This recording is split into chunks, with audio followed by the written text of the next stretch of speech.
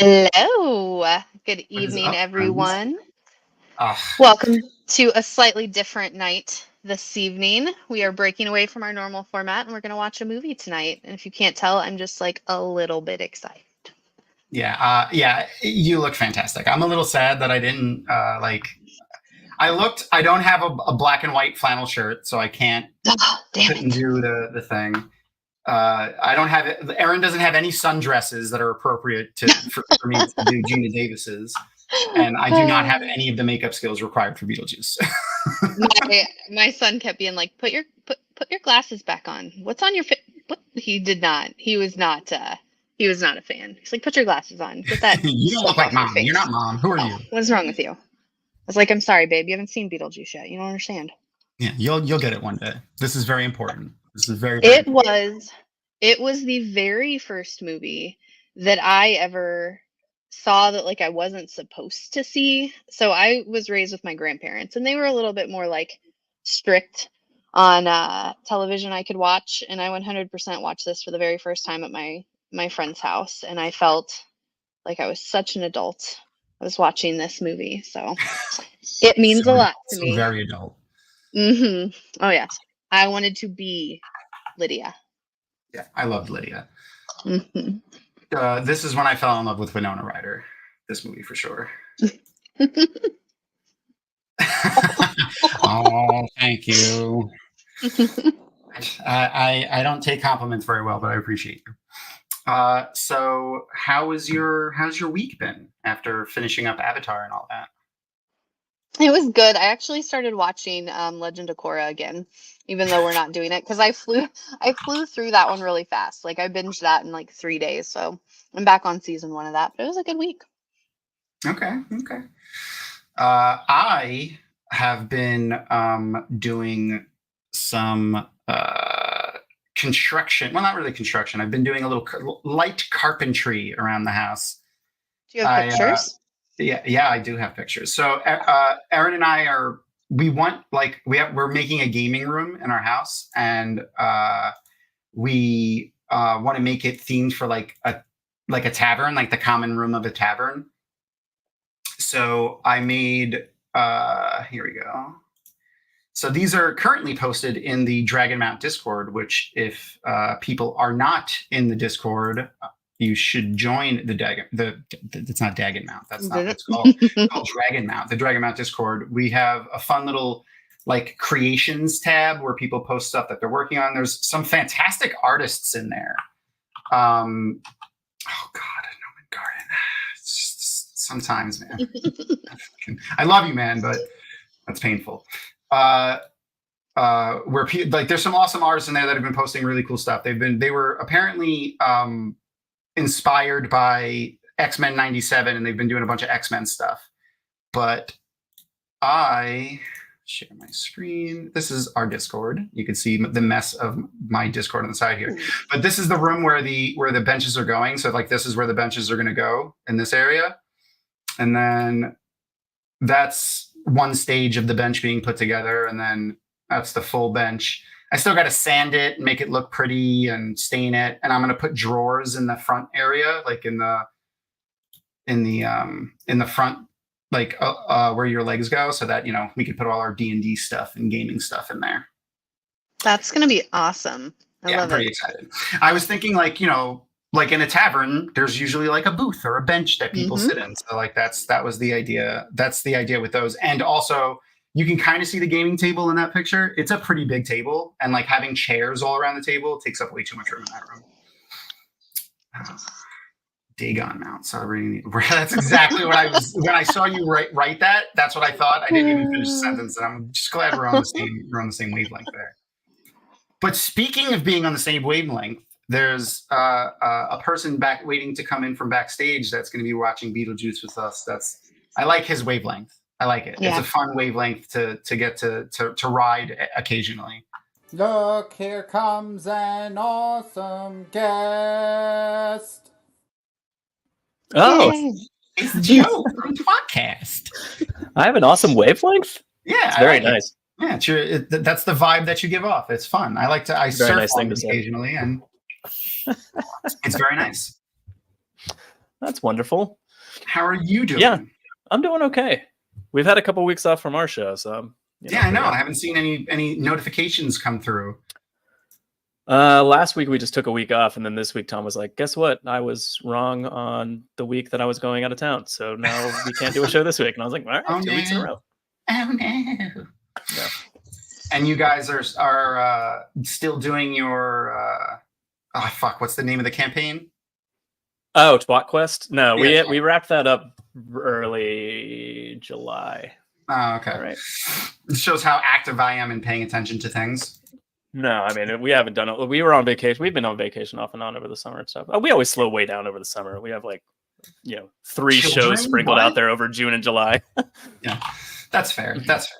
Yeah. The Twat Quest was a lot of fun though. I liked my little guest spot that I did. That was enjoyable, and everyone's nonsense is fun. I like playing D&D with like different groups and seeing how everyone does stuff. It was a lot of fun. Yes, spot was hilarious. It was great. You did a great job. I appreciate you. Speaking of D&D, we played this weekend and we did a one-shot. I played a very generic, like, barbarian type of character. I was a bugbear, very angry and large, and liked eating goblins. We killed a bunch of goblins, and I chased the others away by cutting one's arm off and eating it. I usually play more in-depth characters because I don't like to play, like, just, ridiculous characters like that. But my friend was like, I'm making a bugbear. You should make one with me. There was a pair of you? That's even better. Oh yeah, there was 2 of us. He was a ranger though, so he was a little bit more reserved than I was. And then one of the other players at the table decided to make us surprise brothers. Like he started we didn't have physical descriptions, so the other characters were like, "Oh, I'll say what you guys look like," and they were describing us, and then they were like, "You look exactly the same, like exactly the same." And I was like twins, and she was like, exactly like twins. So, and we started. If you can't tell, there's a lot of improvisation that goes on there. We're a little ridiculous. Exactly the same. Sounds lazy. Yeah, it's a little bit. It's binge, so we don't have to prep anything. I picked people that are good at improv so that we don't have to prep too much stuff. There you go. Yeah, smart. There wasn't a lot of other stuff so I usually do like a recap of like Wheel of Time news. There hasn't been a ton of stuff in the news for Wheel of Time. The only big thing that's come up since WatCon is again just like a further confirmation that we're going to get a season 4, which is nice. So that's a lot of fun. Is that for sure? For sure. Yeah, for sure. They're already working on it. Guy Roberts. They gave like a very lighthearted kind of shady announcement, but then they kind of realized Matt Hatch from Dusty Wheel, he was interviewing Guy for like one of the they did kind of like a mini opening ceremonies every morning at WatCon, which was actually kind of nice. Yeah. It was kind of nice, not gonna lie. Like everyone was like it's like your morning announcements. Yeah, that's kind of what it was. And we were like eating bagels and like everyone was kind of hanging out watching. And in that one, it was Guy and Matt, they were doing like a little interview type thing and just chatting. And he asked him what he was excited about season 3. And he said, season 4 is just going to be so great. And then he's like, no, season 3. He's like, yeah, season 4 is going to be so great. And then I think they realized like 10 minutes later that people didn't realize that he was being serious. So they went back and they kind of broke the character of Matt not knowing what he was talking about so that they can like reemphasize it. And he was like, no, yeah, season 4 is happening. So yes, it is happening. I'm very excited about that. Yeah. And then I don't know how I feel. I know, and I love talking to you guys about it because it's nice to talk to people who aren't like super into the show but aren't toxic assholes about it. Well, Thomas, you're not mean toxic assholes about it. I mean, you're toxic assholes generally just as like your normal. Oh yeah, that's true. Yeah. But like no more than we normally are. Yeah, exactly. Yeah. It's in a fun way. Yeah. Like you're toxic, but you're not gatekeepery and like a piece of shit. You're not a book club, there you go. Essentially. Rosa. Hello. Yes, we are excited about Beetlejuice too. So what is everyone's feelings on Beetlejuice, which I think is a genius title, by the way. It is a genius title. Yeah. It really begs for a third one though too. It does. I depending on what they do with the second one, I hope they never do a third one, but we'll see. I know that would be kind of the best if they just. That's an even better move. You never do a third one because you don't want to say it 3 times, obviously. Yeah, that's great. What do you guys think? Well, have you guys wait? Actually, have you guys seen the trailer? Yeah, I have intentionally not watched the trailer. I don't like remakes of things, so maybe I should watch the trailer before I. Do we want to watch the trailer real fast before we? Okay, all right. Yeah, so hopefully, I don't think I'll get a content violation for showing the trailer, but we'll see. I think maybe if we talk over it a lot, we'll just talk over it the entire time. That's fine. Okay, yeah, I don't know. I'll make the volume not too high. Oh no, but we can't talk over it because then they're gonna hear you, I think. Oh no, because I can. Never mind, I got it. I know what I'm gonna do. I know I'm gonna let you guys talk and I'll be silent. Because if I play my desktop sound through the thing, they'll hear you talking twice. But I'll just mute me, so I won't be able to hear you. Okay. All right, so I'm gonna bring the video up.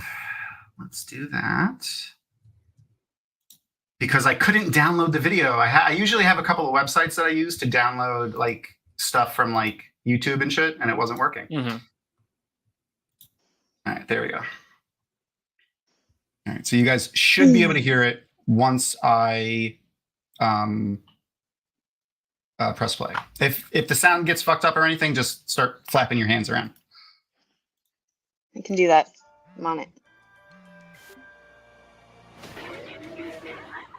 Oh my god. Driving carpool and banging your Pilates instructors to fill the empty voids in your life. We'll see who gets the last laugh. I just in general have a bad taste in my mouth about revisiting like things that I love from my childhood, but yeah, I can understand that. I'm the target generation right now, and so I feel like it's everything is targeted it towards seems to me that they're holding this with a certain on a pedestal sort of, and not just doing it to do it. I hope so. I've heard Michael Keaton say that like this was one of his favorite roles ever was Beetlejuice. Beetlejuice. Okay. I need you to help me save my daughter. Tom and I have talked a lot. I think Michael Keaton's one of the very best actors of my lifetime. I adore him. He's fantastic. Multiplicity is one of my favorite movies. That's a fantastic movie. I haven't seen this trailer, Tom.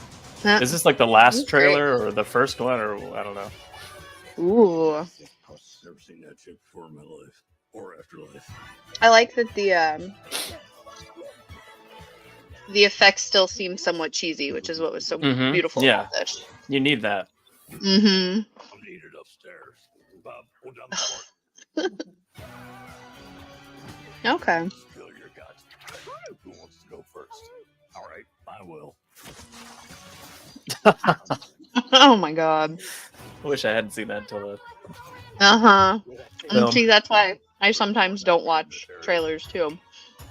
I tend to stop watching them as it gets closer. Like, I watch like the first short one and then I'll just, stop.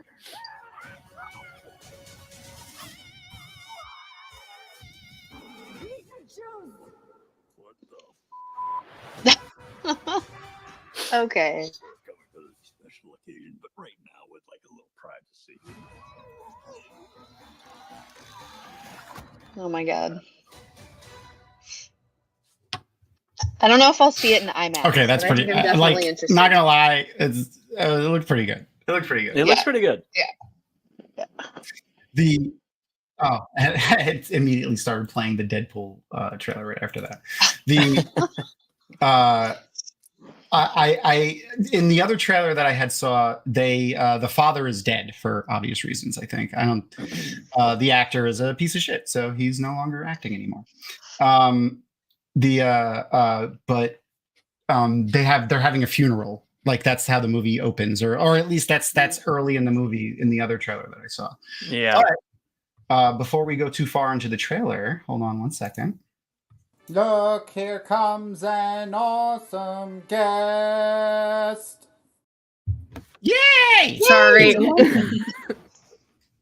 Hello. London. Hello. What is Hello. up? Not much. Sorry, I have. Computers I'm are a fun. mess. Computers are fun. It's all good. Computers are very fun. For those who don't know London, she is our favorite spicy actress / super Watt fan, and she's you're on this side of me though. Over here. It's my okay. left and my rights are hard. My lefts and my rights are hard. Same. Yeah, no, we speak the same language. We both have the ADHD, so Yeah. it's all good. Yeah. Hold on, I have to get Luna back in the frame. He keeps moving. He's not very cooperative. So, welcome. Thank you for coming and hanging out. What did you get to see the trailer while you were backstage? Well, I saw the tail end of it, but I've seen it in the theaters several times at this point because I go to movies a lot. So fair enough. So what do you guys think about the sequel? Are you guys excited about it? I am. I like more stuff. You know what I mean? As long as it's good, what is Beetlejuice doing nowadays? You know, since the last time we saw him was like this. That's God, true. yeah, the cartoon. That's I true. forgot about that. The cartoon was like a kinder, friendlier Beetlejuice, right? Mm-hmm. For sure, yeah. He was. They were like buddies. They were buddies, and he was like nice and helpful and things. But I'm just interested to see what they do with the rest of the afterlife stuff, because there was like a whole system there that was very interesting. And we'll talk about it while we watch the movie, but Beetlejuice says some interesting things, and there's some interesting things that kind of go on that make me like, what is going on? Like, especially watching it with like today's mindset of like everything having a backstory and like a meaning and like things like that, where in like the 80s that was not the fucking case. No. Yeah, 90% of those were probably throwaway lines, but now they like analyze them to make the second movie. Exactly. Oh, I feel like didn't he? I felt like I read that he ad-libbed a lot of the lines for Beetlejuice. Like, I don't think there was a script for him, really, a substantial one. No, yeah. So I've been like all day today, I was kind of like picking apart different articles, because obviously it was 1988 the movie fucking came out. So like there's been a lot done on that movie. But I was picking through a few articles. Yes, he did ad-lib most of his lines. Michael Keaton was not the first choice. Tim Burton's first choice, I was very surprised at. Sammy Davis Jr. No. I don't get that at all. Like, I don't see Sammy Davis Jr. As Beetlejuice. But yeah, he was Tim Burton's first choice. The studio was adamantly against that. I cannot see him in like the makeup or anything at all. That would be very weird. I know that oh my gosh, Catherine O'Hara wasn't his first choice either, which is insane to me, because I would watch her do anything. It was Angelica Houston was who he originally wanted. She would have been good though. Yeah, she would have been good too. Here, hold on, just in case people don't know what Sammy Davis Jr. looks like. I wonder if the makeup was designed after they cast Keaton, or like if that was, that would not necessarily have been how he looked if they had cast him. That's true. That's true. Yeah. I didn't see any kind of reference to character design prior to Keaton, but Sammy Davis Jr. does have a really interesting cadence to the way he talks, and his voice is really good. Obviously, he could sing very well. But I just think it would have been a completely different movie. I love Michael Keaton. Like, I love that man. I will watch him in anything he does. Has everyone here seen Multiplicity? Yeah. It's one of my favorites. I love that movie. Crystal and I have, independently of each other, we quote Multiplicity often, and it's such a weird movie. Like, not a lot of people have seen it, but I used to do the same thing that you did when I was younger. Did you bring me a monkey? You want to touch my Pepe, Steve? She touched my Pepe, Steve. That's not what you're saying. You don't know what that means. I was probably saying that before I understood what that even meant, because I thought it was hilarious. Yeah.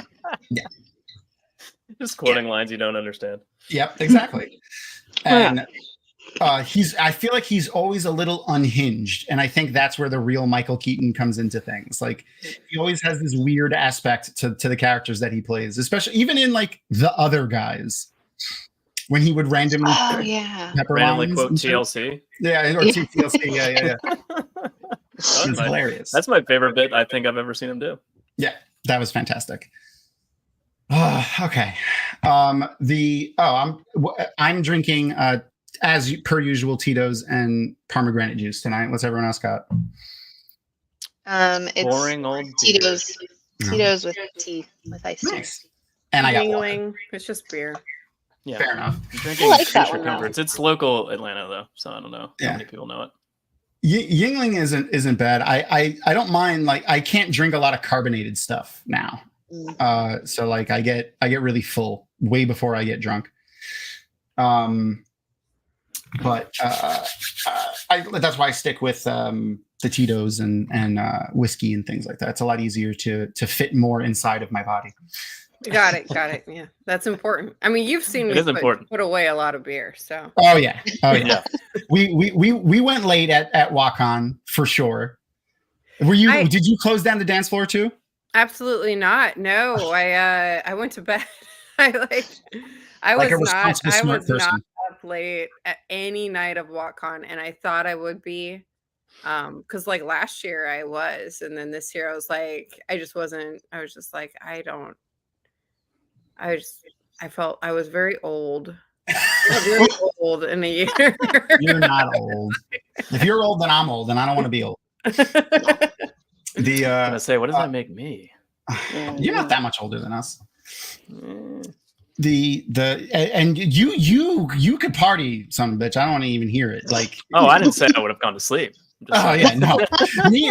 How late were we up at JordanCon this year? We didn't go to bed. Never. We'd be all night, Tom. We'd be all night. The sun came up while we were still standing out in the front of the lobby. That is true. Yeah. Yeah. My introvert sometimes takes over, and I'm just like, there's that too. Sometimes you need to charge. Yeah, I actually am like, I've had a lot of fun doing people. Now I need to stop. So that's fair. I did need to recharge thoroughly afterwards. Like, I'm one of those like extroverts that's also an introvert. That I cut my extrovert introvert ribbon apart and put them together so that I can. It's just a more accurate description of me. Yeah. So we are going to be using the watch party that we usually use again. So it's going to be the teleparty. If you've joined us before, it's going to be the same process, but for those who may be new and hanging out with us, the link is going to be in chat in a second, and I'll share it elsewhere for the people that are in the calls, just in case they haven't clicked it. And what that should do is bring you to a website. It'll have you download the extension. It's a legit extension. Don't worry. It's not like something crazy. Netflix actually made it during the pandemic so that people could do watch parties with Netflix. And it functions so well, apparently, that the other companies allowed Netflix to like use it for their platforms as well. So they renamed it from like Netflix Watch Party or something to Teleparty. So after you download it, log in. It's absolutely free. It'll, it's probably a good idea to restart the browser, refresh the page, and then click the link again. And you should pop up to like just a paused window of the movie. And for those who don't want to do that, I will have a timer bar up here on the screen in a minute. I just have to fix the sizing. It's like when I turned it on, it's the entire screen. So I just have to fix that, and then I'll bring it up before we press play. But we'll give everyone a couple more minutes before we jump into that. Anywho, so if you've seen the Beetlejuice trailer recently, London, does that mean you've gone to the movies in the last couple weeks? What have you seen? Yeah, I've seen Twisters, and I saw Deadpool 2. Okay. I have not seen either of those yet, so no spoilers, but did you like Twisters? Or not Deadpool 2, Deadpool and Wolverine. What am I thinking? Yeah, Deadpool, whatever it is, 3, 4. Yeah. There's 17 of them. I would watch every one of them. I'm not going to lie to you. Okay, sorry, what were you asking me? How was Twisters? Like I when I saw that they were remaking Twisters or making a sequel or whatever the hell it is, I was like, why? Was it good? Twisters is. Don't bring your brain to it. But it's fun. It's fun the way like Twister is fun, where it's like don't overthink this, and you might have a good time. So I liked it. Was it a brilliant like cinematic masterpiece? No, but that seems okay. The first one it has a lot of nostalgia for me, and especially with Bill Paxton and. Yeah, this one it's like I feel. Sorry, I'm like multitasking right now. I feel like this one it's not. Yeah, it's not. It doesn't give you the same feelings probably, but it's okay. Was it a sequel or a remake? Like, did they reference the initial events or? They reference it, but it's like more like little little Easter eggs. Mm-hmm. So you don't have to have seen Twister. Yeah. It's not a direct sequel. It kind of stands alone. But it's still like they're not like retconning the old movie essentially. The old movie still happened, so that's good. Yeah, the old movie definitely still happened, but it's just not like important to the plot of this movie. That's fair. See, that makes me more willing to watch it. I feel like that's where that new Ghostbusters they did kind of failed. They tried to retcon all the old Ghostbusters and remake the movie instead of just making it a sequel, which would have been perfect. Say that again? Which Ghostbusters? The Ghostbusters that they made, I don't even know how many years ago it was at this point. With the women cast? Yeah. That one woman that's in, they're both of the two of them are Kate McKinnon and what's her name? The other one from SNL. I can't remember their names. Yeah. Oh yeah. It was and like Melissa McCarthy and it was. I can't remember all of them, but yeah, no, I actually didn't hate that one. I thought it was funny. Chris, what's his name? Thor. What's his last name? I can't remember his last name. Hemsworth. Chris Hemsworth. Thor Hemsworth. That's his name. Yeah. Thor Hemsworth. He was great. He was funny in it. I mean, they were all funny. Kate McKinnon just kills me. Leslie Jones. Yeah, Leslie Jones and Kate McKinnon were so funny in that movie. Yeah, they were really fun. I love them. I love all the bits that I see them do on SNL. It was just all of like the only parts that would take me out of the movie was all like the rehashing of the old stuff and the old story. If they had just made that one a sequel like they did with the two new ones with Paul Rudd and the kid cast, it would have been great. It would have been perfect. I like the new ones too. I liked. I'm interested to see what they do with it. I don't think they need to make a million of them, but whatever. Nolan Garden said Chris Hemsworth was the only one that was funny. Yeah, he was funny. There were the girls were funny too. It's ridiculous. They were funny. He was probably the funny. I laughed the hardest at his bits. You know why? Because you're not expecting him to be that funny, so that's why it was like extra funny when he was being stupid. Yeah. All right, I'm gonna shut my camera off for a second because I need to throw this on my screen and it's gonna make everything look broken. So, Crystal, you want to take over for a second there? Yeah, sorry. So do you guys have a go-to movie snack? Like, do you have to have something? Like, I am a snacker, so if I'm sitting here, it's my autism. Like, I always have a fidget or something, but if I'm watching a movie, like, I have to eat something. Interesting. Well, it's different from home at the theater, like because at the theater you have very specific set of snacks usually. You have to choose from them.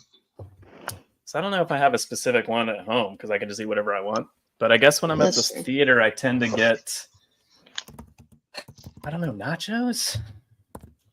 I'm just Butterfingers? a popcorn person. Yeah, popcorn, just straight popcorn the whole time. Yeah. I don't know. I've never really been a popcorn person. So Yeah, I haven't either.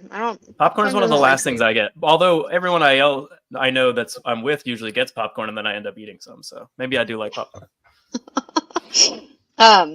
As a kid, I was always like I would put M&Ms in my popcorn because that's what like my dad did that at home. But no, I am a gummy worm person, and I'm obsessed with these.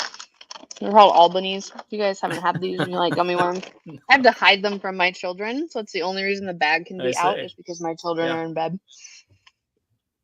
Good move. Yeah. It's the only reason th're out. Yeah, literally. Yeah. And so I can eat them all. Okay. Yay, you can see the timer.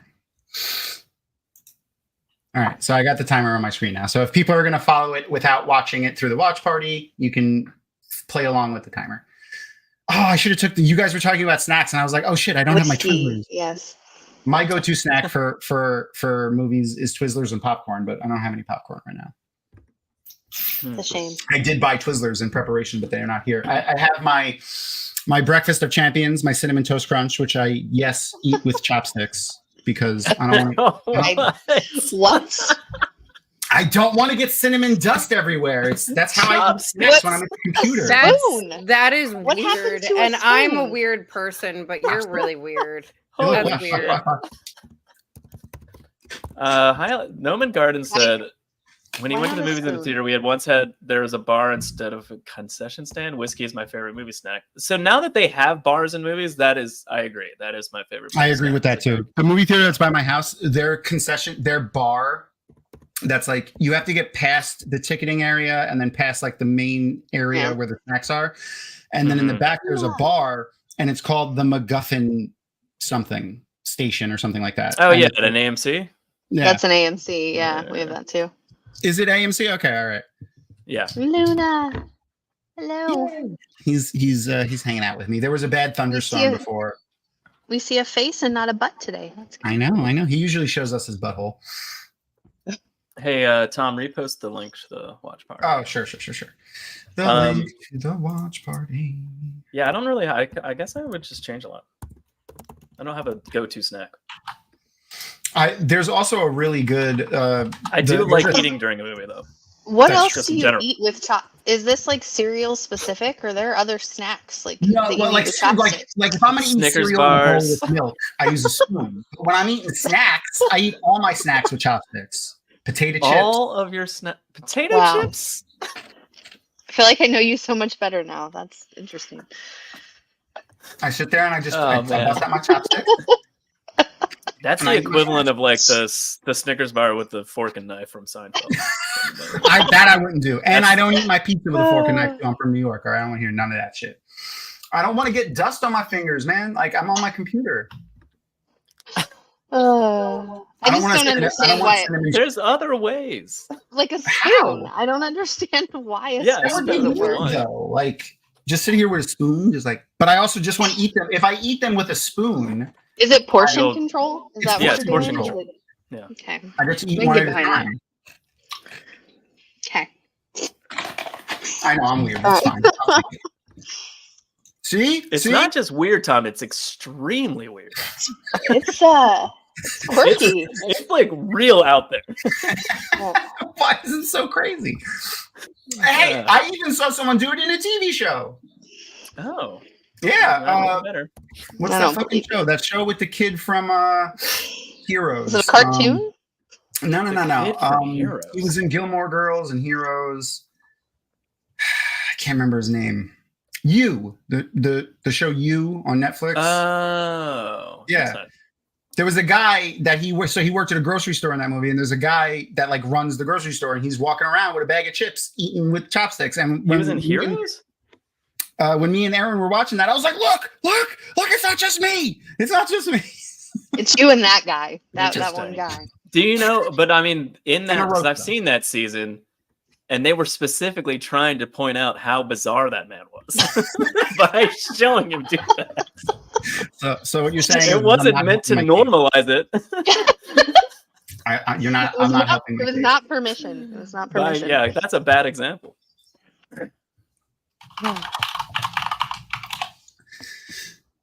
Okay. So do we want to watch? Do we want to get started on Beetlejuice? Let's do it. All right. Yeah. So, Crystal, you have to press play this time because you are the one that is the host of the watch party. But I'll still do the wanna count I'll me do the down? countdown and I'll line up the time to the movie because I got that prepped and ready to go. Perfect. All All right. Everyone 3. ready?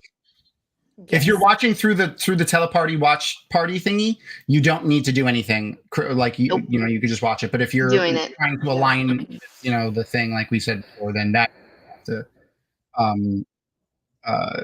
line up. All right, here we go. 3, 2, 1, play. It's going. There we go. Okay, and then I will line up this once it starts.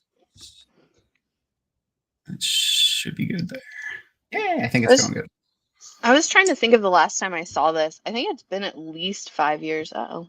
Same for me, for sure. Same for me, for sure. It's been way more than that for me. Like, it's been a long time, but I like this movie. I watched it a lot.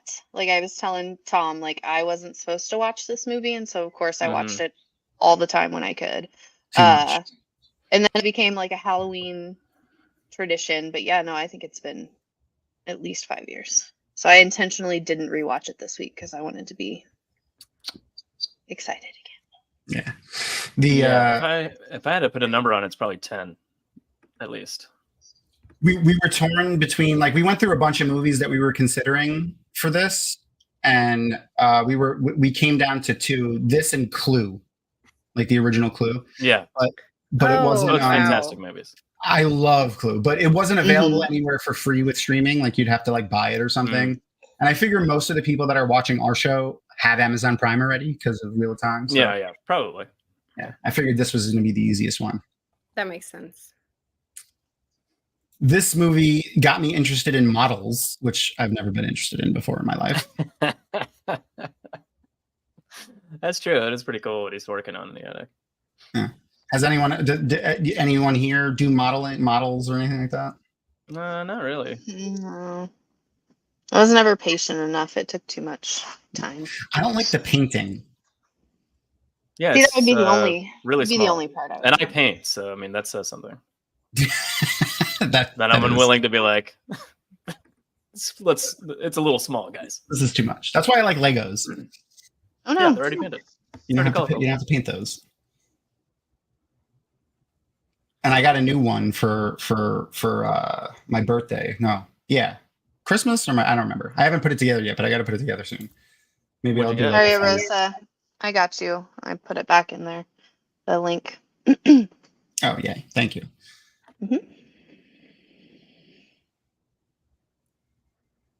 Fucking Alec Baldwin looks like a completely different human being. Yeah, he looks adorable. I feel like the only other movie he looked like this was when he was Jack Ryan in that one movie that he played Jack Ryan. It was a submarine movie with, I don't remember who else was in it. Hunt for Red October. Yeah, that's what it was, I think. Gina! Fucking love Gina Davis.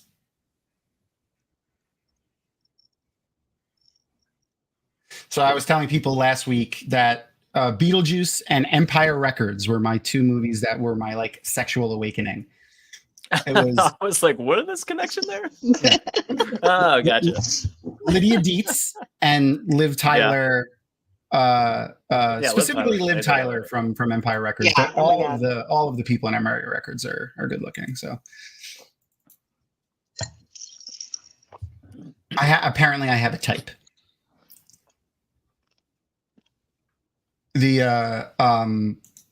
And I also have a other connection with Empire Records. Rex Manning Day is my birthday.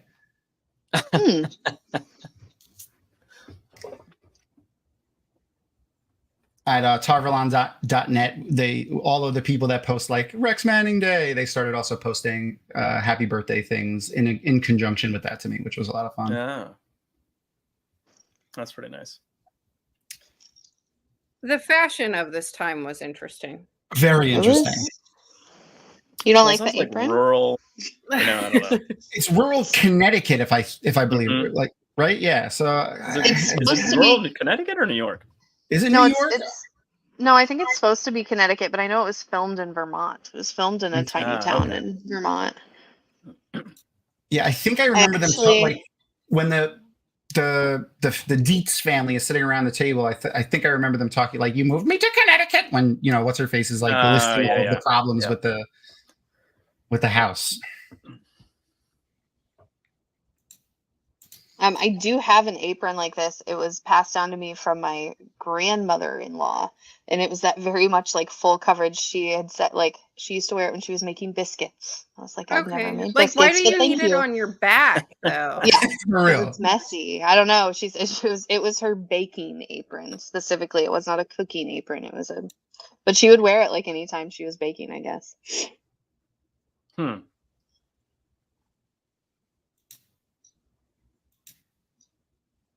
Just flour gets everywhere, and you're just wiping your hands.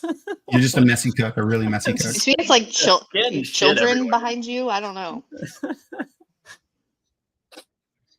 I loved this house. I wanted this house. I feel like everyone did.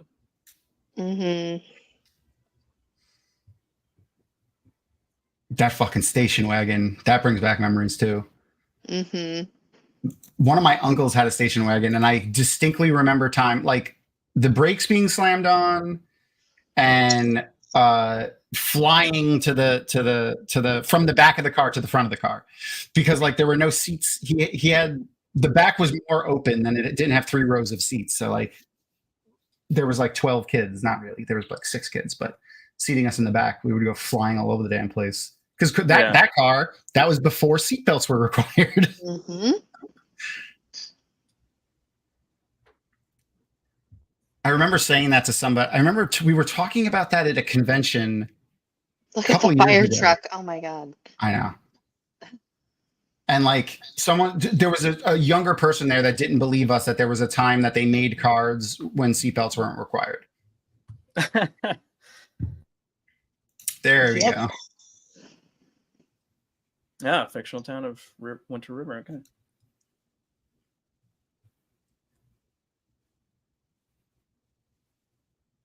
Yeah, here you go. Is buying all the miniatures.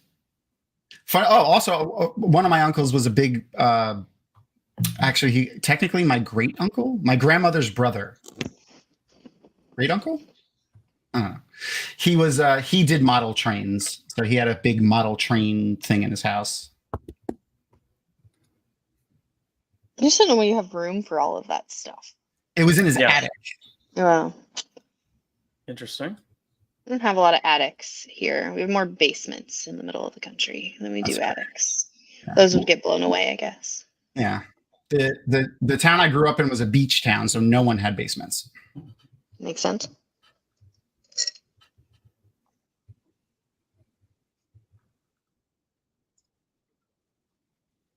Damn dog. A dog's a murderer. Mm-hmm. Well, I mean, he doesn't. Look at him. He's about to kill them right now. I know, but it comes back so cute.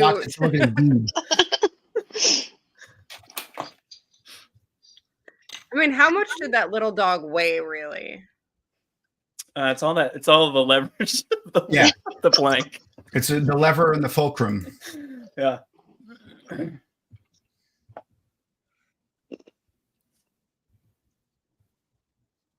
And they're wet too, which is funny. Yeah.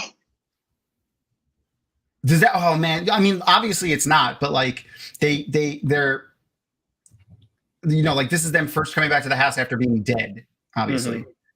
So you would think like this is how they're going to exist for the rest of their afterlife.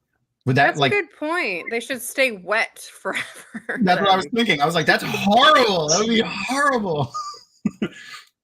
Oh yeah, for sure. Matt Sager. The dog came back and was like, got you sons of bitches. Mm-hmm. Driving in my town. It's your ugly yellow station wagon.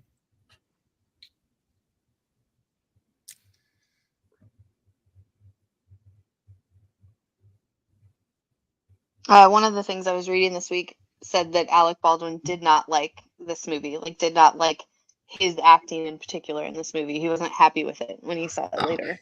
I get that. But like Michael, like if he meant he didn't like the movie as a whole, or if it was just he didn't like his acting. No, like, himself. Okay, all right, I can get that then. Michael Keaton, on the other hand, said this is his most favorite movie that he's ever done next to Batman.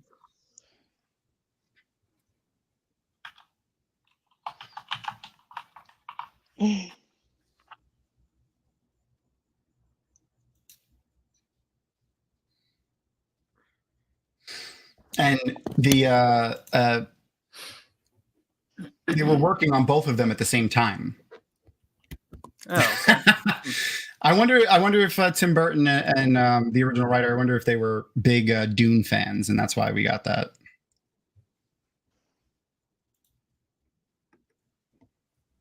Working on Batman at the same time? Yeah, they were working on Batman at the same time as they were doing this. Well, Tim Burton was working on Batman. I felt like that was later. I did not know that.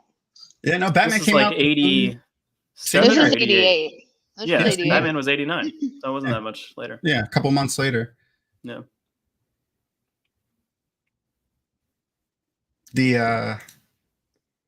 I've always wanted a handbook of the recently deceased. Yeah, I know. I wish that book was just fully like thought through and published. Yeah. A friend of mine had it in their house, but it was just like a slipcover that they Oh yeah, put over That's the book. Yeah. And so to prepare for today, I was reading a bunch of articles over the years, and one of them talked about how the original, so like they had another screenwriter before Tim Burton, and the original guy, his name was like McDowell or something. He wrote this as like a serious movie with a bit of a horror line, and he was not interested in making it a comedy at all. Huh. That seems, it's such a good comedy. Yeah. Yeah. I know. I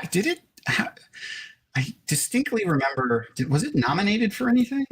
Or did it win? Yeah, I think this wasn't this Burton's first Oscar? Okay. Yeah. It won Best Makeup, Best Horror Film, Best Supporting Actor, Supporting Actress, Director. Which is so funny to me that it's classified as horror. I mean, it's not a horror movie. No, not even a little. But for 1988, I guess, I don't know. It's got some elements that are like, when I was a kid, I found some parts of this movie a little scary. Yeah. But most of it, even then, was silly. It's just like, their masks, like their heads, their elongated heads. I remember that kind of freaking me out. Yeah, now you watch it and it's just kind of, yeah. Yeah. I mean, they play movies that were rated R and like you wouldn't see on daytime television in like the 90s, like just midday now on TV, and like you can curse now. So like just and not that that's a bad thing, but like it's just a very different mentality. Mm-hmm.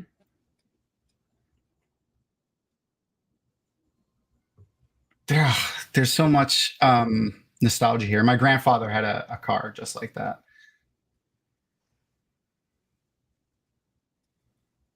A house that size in Connecticut too. I wonder what that's with a land as well. Like I don't know if the cow farm next door is part of their shit, but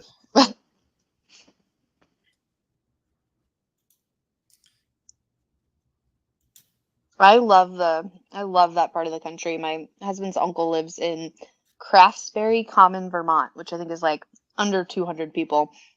I had no idea that it was so rural up there until we went a few years ago. That was really pretty. Catherine O'Hara is fucking fantastic in this movie too. Oh, she is. I mean, she's fantastic, period. Yes, she is. I loved her in Schitt's Creek. Oh, she's amazing, and everyone in that show is amazing. She really kills it. She knocked it out of the park.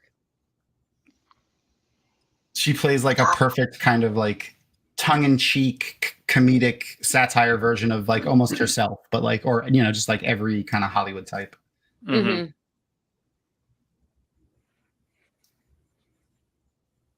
And she has aged so well. She still looks so good. She looks the same. I know. This looks like her. She's such a bitch. Like she looks exactly the same. You son of a bitch. Oh, but Gina Davis is freaking awesome. Yeah. Oh yeah. My favorite Gina Davis movie though is A Long Kiss Goodnight. With I don't know that I've seen that one. I don't think I've seen it either. Maybe the next movie night that we do, if we do another one, we should watch that. 1996. She looks in the beginning of the movie. She looks exactly like she does right now, like exactly.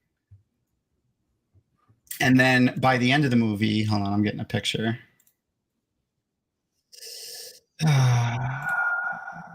Google Pictures does not like you downloading pictures from their thing anymore, so I have to take a screenshot so that I can save them.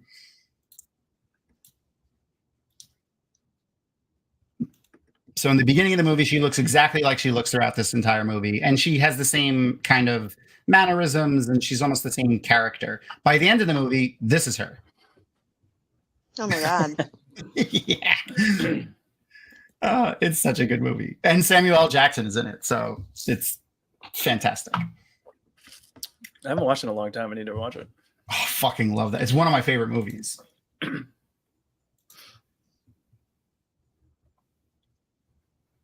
Actually, a line from that movie is how I made really good friends with a few people in the Wheel of Time community specifically. The Blue Aja on Tarvalon.net would, when they would do meetups, they would have Blue Story Time, where they would sit around and everyone would bring a book, and it was always like the cheesiest, raunchiest romance novel that they could find. And they would share like terrible sex scenes from the novels. So I was looking for a room to sit and eat lunch at a gathering, and I opened the door and I was like, "Oh, sorry, I was just looking for someone to eat lunch." And I go to shut the door, and they're like, "No, come in and hang out." They thought they were gonna like embarrass me by them doing it. They did not. So they all go around and they're sharing their scenes. That part scared me as a kid. That was a little scary. I forgot about that. I did not remember that. And at the end of that, I go, okay, so to set the scene, Gina Davis, looking like her character from Beetlejuice, walks into the bathroom, and then she comes out looking like that, except she's just wearing a bathrobe and smoking a cigarette. And Samuel L. Jackson had just gotten shot or like cut, and he's sitting there and he's got a bandage like here and it's leaking. So she goes, "Oh, that's not going to do." And she puts the cigarette in her mouth, flashes him, puts the towel back, and then rips the Band-Aid off. And he's like, "What the fuck, bitch?" And she goes, "Oh, it's the same principle as deflowering virgins." And he's like, "What?" And he's like, to take the, like I read a book once, a guy bit the girl's ear to take the pain away. Why? What do you do? He goes, "I just sock him in the jaw and yell, 'Pop goes the weasel.'" Holy shit. Wow. So everyone laughed, and then like 3 of those people that were in the room at that time ended up coming to my wedding 10 years later. Nice. Oh, that's nice. Yeah.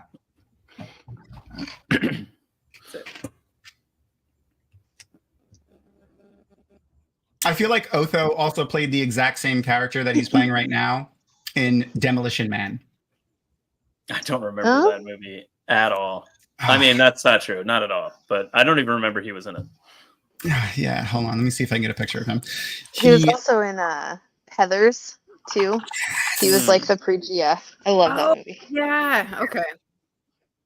I read something about him, so he's passed.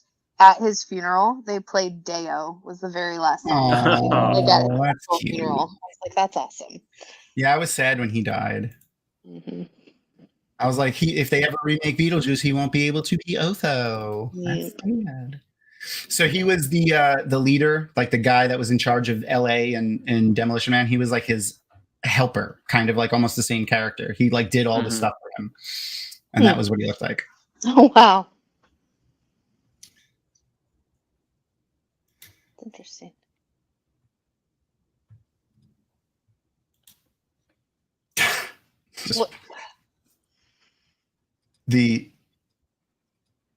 I've always wanted to like and we got to ask Guy that, which was nice, but I always wanted to ask actors like, did it really creep you out when they had like a fake severed head that looked exactly like you, just kind of floating around the house, like floating around, the set? Like, did you do anything funny with it? Like, or did it like really creep you out and you never wanted to see it?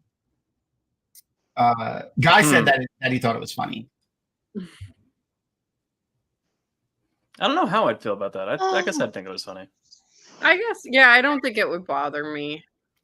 I would say it wouldn't, but then I wouldn't. I mean, it depends on how real it looks. It might start to get creepy if it's like really real. Yeah. The Three Seashells movie. Yes, it is the Three Seashells movie. Yeah, it is. Yeah. I don't know how they work either. I have no idea. I've always tried to figure it out. I think it's supposed to just be you don't know how they work. I think that's the purpose of it. Yeah. That's going to be your unfinished business when you die. I need to know how the 3 seashells work in Demolition Man.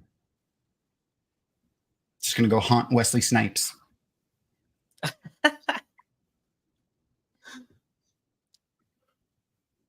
Also, one of my favorite Wesley Snipes movies or characters.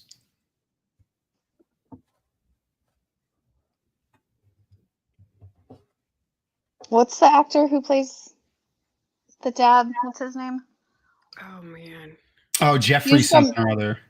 He's a guy from Ferris Bueller's Day Off. Yeah, Jeffrey Jones. Yeah, he I know him from the most. Is apparently a pedophile. So. Oh, bummer. Well, that fucking sucks. Yeah. So that's why they killed him in the new movie, and why he doesn't act anymore. That makes his obsession with Ferris even creepier now. A little bit. Jesus. I mean, bummer. that ruins things for me. That's okay. Sorry. I'll try not to overthink it. That's what I really just try, especially if it's a movie like that I love. I just erase it from my brain, ignore it, so I can still enjoy the movie. Yeah, that's what I mean. That's what I do too, with a couple of movies that have been like. So like Chevy Chase is a piece of shit too, apparently. But like that broke my heart. I hated that. Yeah, I refuse to believe that one. Christmas Vacation is my favorite Christmas movie. Yeah, I agree. Yeah, Aaron knows. And I'm glad that there's a lot of other actors in that movie. Like, what's his name? Jason Galecki is hilarious in that. He's like fucking 12 years old, and he's got comedic timing even then. Like, he's really funny. Mm-hmm. Apparently, though, on set, like he would ad-lib things sometimes, and Chevy Chase wouldn't like be expecting it, and he would get upset with him. So interesting. Oh god, I forgot about that weird fucking statue. Yeah, I love all of her just bizarre artwork. For real. Yeah, I think it's great. I definitely want the inside of my house to look like the inside of that house. If I remember correctly, like the floors are all like hardwood, and it's all like kind of darkish wall paint and paneling and stuff. I like that.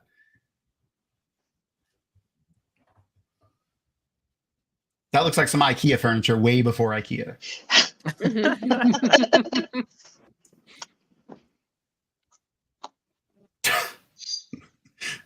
That is exactly how you react when you see someone trying to fix your water heater and it's spraying on them. You're just like, I don't want to bother with this. This is your job. This scene is making me think of the Money Pit. Oh yeah. Another great movie. Another great actor, Tom Hanks. Yeah. So did you want to become a photographer after this movie, Crystal? I actually took photography in high school, and I was just thinking to myself, I wonder if it's because of this movie. Back when they had dark, probably. I'll answer for you. It was. It was. Yeah. It was.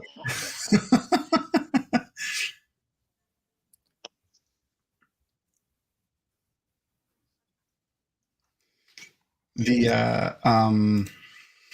whatchamacall, I forgot. It slipped. I had a thing that I remember reading. Let me see where it's. I closed all the articles that I was reading before. Stupid. Oh, I remember what I was going to say. One of the original ideas for the movie was like Ghost House or something like that. Oh, I think I read that. Yeah. That's what the studio wanted to name it. Just Home Alone with Ghosts. Tim Burton had a fight with them a lot. Well, I'm glad he won. Yeah, Ghost House sounds theory. lame. Yeah.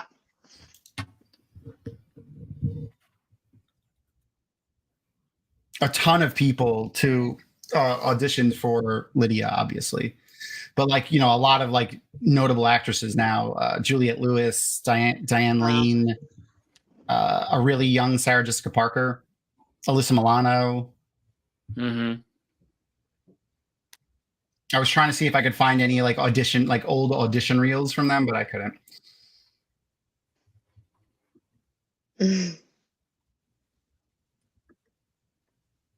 Oh yeah, the other bit was when they pitched Ghost House. Tim Burton gave them like a couple of names, and one of them was Beetlejuice, which is what they ended up picking. But he also pitched as a joke, Scared Sheetless.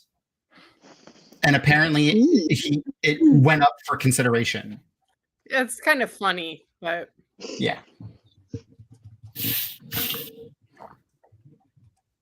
I also, as a kid, remember looking for grass that looked like that, like everywhere. I would always like expect grass to have that texture. That's spectacular. I don't understand why it's so hard to dig a hole in the ground. Yeah, we should just do 80s and 90s movies. That's it. Mm-hmm. Movies that everyone should watch. I feel like we should do it that's our monthly thing. Movies that everyone should have seen at least once. Yep. Yeah, that would be a good one. I'm sure there's a bunch that I'm missing. I could just go off ones that Erin hasn't seen, my wife, and probably be fine. When we first met, she hadn't seen so many movies, and I'm a movie person. That's my shit. Like, not that that's a bad thing. Like, I guess getting outside and doing other things is better. But, well, not maybe necessarily better, but different. It has value. Yeah, but like I would always like make reference, like in my day-to-day life, I reference movies probably once an hour. They're usually ridiculously obscure things that I don't like think about. It just kind of comes out. And very rarely do people notice what I'm saying. When it does happen out in the wild, it makes me very, very excited. I'm gonna refill my beer. Yeah, I'm gonna need a. Outside is bad. There are people out there. I very much so. A lot of them are assholes, friends. A lot of them are assholes. I'm an indoor cat for sure. Stand by Me. Goonies. Goonies. I mean, literally wearing it right now. Oh yeah, that's funny.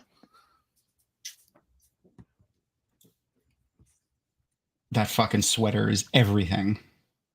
I know they've read a good chunk of that book, but wouldn't you read the whole thing before you did anything? Yes. Oh yeah, absolutely. I would read every page of that book. I read that book cover to cover like 3 times before I was like, okay, I think this is what we should do.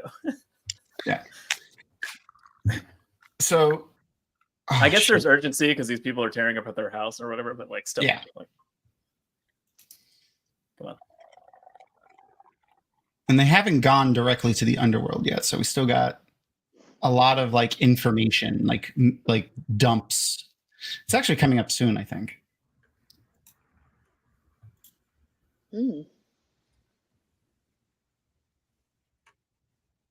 Oh, he's a bird watcher. That explains it. No, I'm joking. Let's not mention that anymore, Tom. Taking me out of the movie. Yeah, stop it. Stop mentioning the dark side of things. Let's just talk about ghosts and death. Oh, here we go. Now they're going to the underworld. They say something in this scene that I had it playing when I was reading the articles, but I wasn't watching it. But then I heard them say something, and I went back and rewinded it. We'll wait for it to come up in a second, but it made me be like, "What?"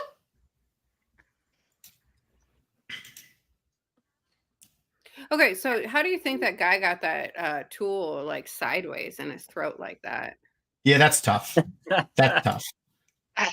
You got to really try to swallow that. That looked like a chicken bone. Like you got to really try. It did look like a chicken bone. Yeah, whatever it was. I think it was like I want that accident explained to me. Yeah. I mean, he could have been murdered. That's what I was thinking. Like if maybe they were calling him a chicken shit and just kept shoveling it in, I guess. Mm-hmm. Oh, that would be a great Halloween costume too. Yeah. There's so many great things you could do from this movie. Did the shark die too? Did those two die together? You back there with the guy with the shark choked stuck on in his his leg. leg? Like The did shark choked on his leg. choke on the The shark, yeah, the shark died too. Yeah. I see, because everyone else looks exactly like they did when they died. Yeah. Except Yeah, them. but the They're not guy wet with all the the shark time. isn't wet either. That's fair. That's true. Okay. So maybe water still evaporates off of you. Water does have special properties to the afterlife and in the occult, I guess.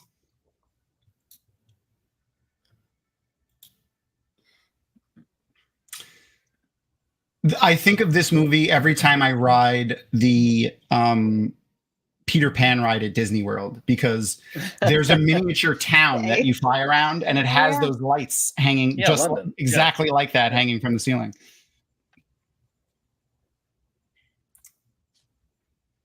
Maybe that was his eventual plan, is to have a little seat that went around the town.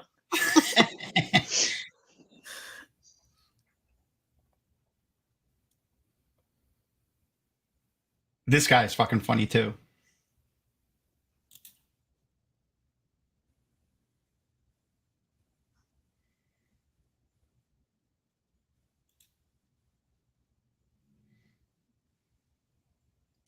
I'm glad they brought back the head shrinker guys too for the next movie. Mm-hmm. Yeah.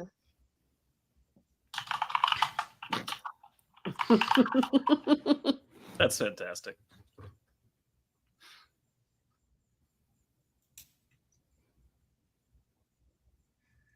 What was I looking at? Oh, okay, that's what I was looking at. The guy that is the face and puppeteer for that charred person.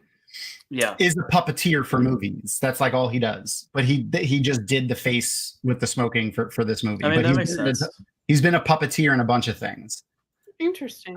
I was trying to look who, because I was like, that guy looks familiar, and I looked it up. He was in Ace Ventura. He wasn't in it. He did puppeteering for the animals in Ace Ventura. Ooh, Avon, what's up, man? I mean, all these people had really shitty deaths. Yeah. Ultimately, they're okay. Yeah. No one died just like of a heart attack. Like in their sleep. Well, that one guy looked like he was having open heart surgery. Yeah. His chest was opened up and he was in hospital gown. Can't cut this guy down. This guy's got to be hanging the whole time. How else would he walk around? That's fair. They're doing him a favor. I missed the part that she said. She said, you've been in that house 125 years. So that gives you 3 vouchers to talk to Juno. That's what she said to them. See, 125 years. Huh.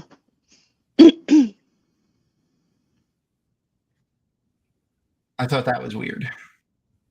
This part creeped me out too.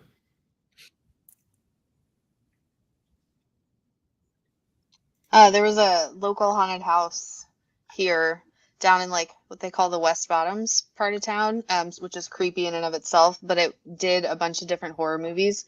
They definitely had like one of the transition hallways that looked like this. It was painted like this little hallway. Oh, that's cool.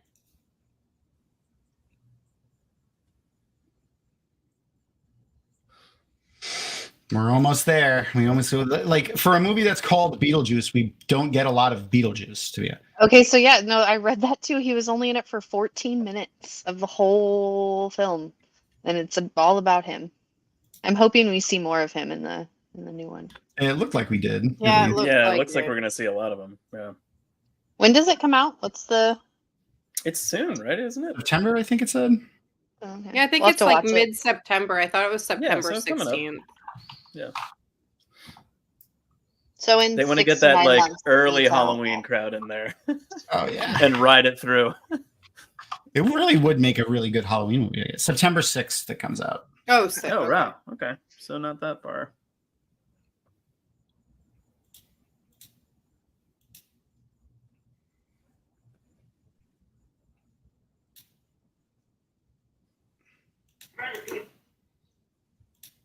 I like this woman too. Mm-hmm. Yeah, what else has she done? She's super familiar. What else has she been in? That's a great question. Let's find out.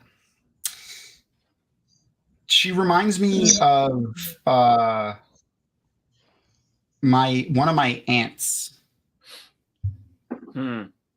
Like she looks exactly like her. She talks like her. She has a similar like demeanor and shit.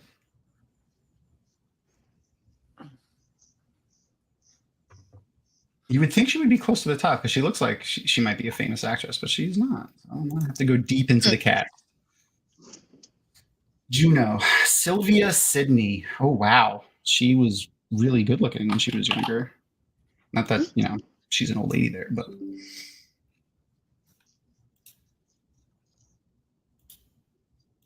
Let's grab a picture of her. But I feel like she's played this. I don't know. I just think I've seen her in something else. Just don't know what. Yeah, it's like That's an what she old used to person. look like. Oh wow, she's gorgeous. Yeah. She was in Mars Attacks. That's okay. She was the grandmother in Mars Attacks. When they find the music that makes their heads blow up. That's probably what I'm remembering her from. I love Mars Attacks. It's that was so a funny stupid. movie. What? She didn't do a lot after this movie, to be honest. I think she passed away in like 98 or 99. Sabotage. Wow. She was old. She was born in like 1910. Wow. Yeah. I mean, she's old. She's old in this. So Yeah. She's 88. Well, 87 probably when they shot it. She's always got that freaking cigarette in her hand too. It looks fucking huge. It's either like one of the long ones or she's just really that tiny. She is very small. She looks she looks little. She's wee. You know what's weird here? It's definitely one of the long ones. She tells them how to bring Beetlejuice back and then tells them not to do it. Like, why would she do that? She probably Don't push the red button. I feel like she don't owes do it. Beetlejuice a favor, and she's like, so she tells them exactly how to do the thing and then says not to do it.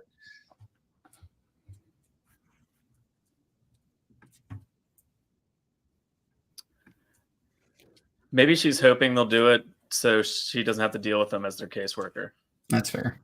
Like Beetlejuice will kill them or something. Yeah. The other thing I read too is there's a lot of threes in this movie. There's a scene earlier when like they're talking about the sculptures and Delia, Catherine O'Hare's character, is like, why are there only 3 here? There should be 4. And she's talking about like a missing sculpture that she had when they were moving in. Okay. And there's a bunch of things that when they reference the number 3 that are 3. Virginia Slims, that's what they're called. Virginia Slims, yeah. Or vagina slimes is what we used to call them. Like, she doesn't ash either. She just lets that ash get longer and longer. It gets longer. It just adds to the creepiness. Yeah, it's a nice, like, trashy thing to do. I like it.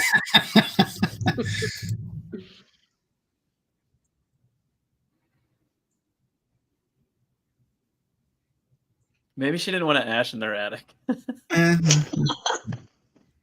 She's being nice.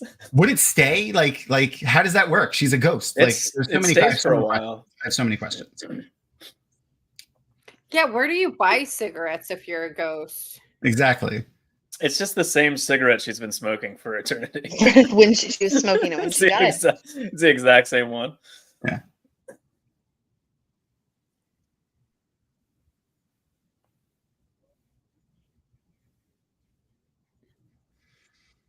I was reading a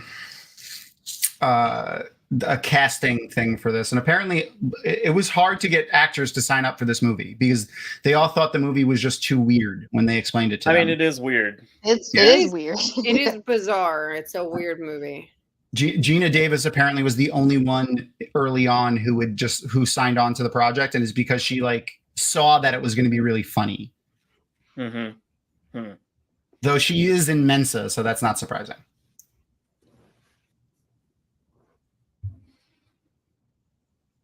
See, like I want my bedroom to look like that. Like I love the aesthetic of this entire house. What they're doing is so funny. That's a great question. Yes, Matt, of course. Come on. You pull one out and then you look down in the pack and it's still there.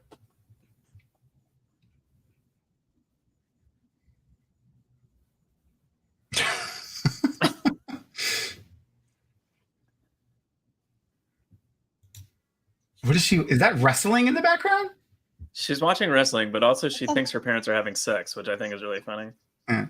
Because I feel like I understood that as a child. I probably shouldn't have.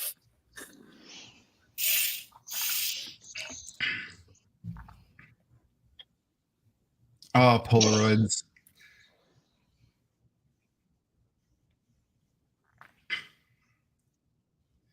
Forgot about Polaroid cameras.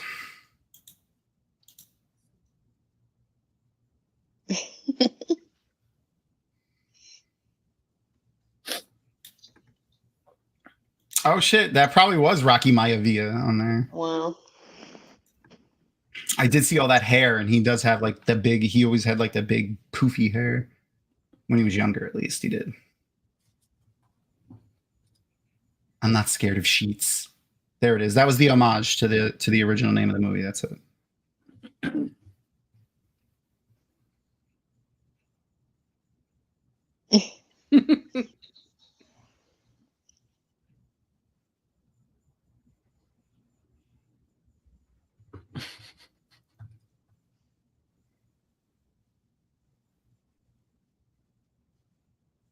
That's funny. The Catherine O'Hare's husband too. They met while filming this.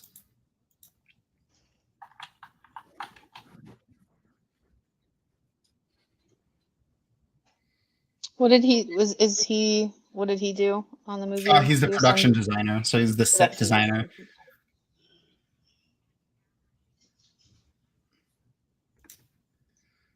We're all nerds. I used to watch a lot of wrestling when I was younger. I stopped watching it like 2001 maybe.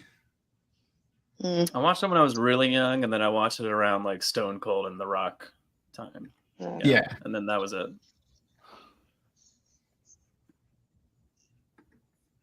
One of the last matches I remember watching was Bret Hart and Shawn Michaels. Oh man. Bret the Hitman Hart. Yep. It only cost them like what did you say before? It was like 14 million, right? Yeah, 15. Yeah, it was a $15 million. It made 80 million in the box office. So that's, for the time, that's very, very good. Well, yeah, I think, yeah. You know, pre Marvel movies exploding and making things not fucking realistic anymore.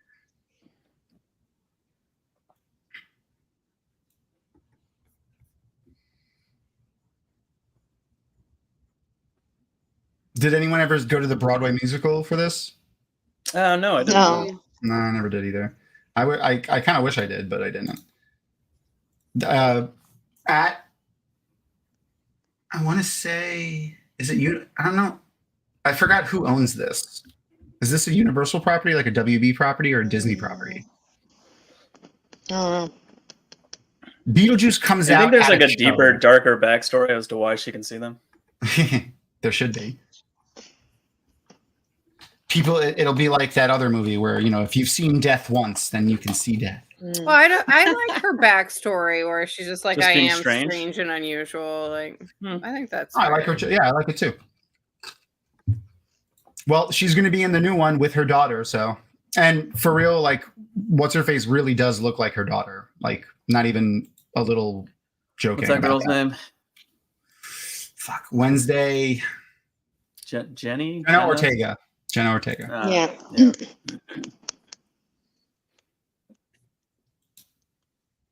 She looks The exactly. only thing like I've her. watched with her was that Scream movie. I didn't see Wednesday. Did you guys like Wednesday? Did you watch that? Yeah, I like I Wednesday. did. It took me a couple times to get through it, but I liked it. Yeah, I enjoyed it. Okay. For sure.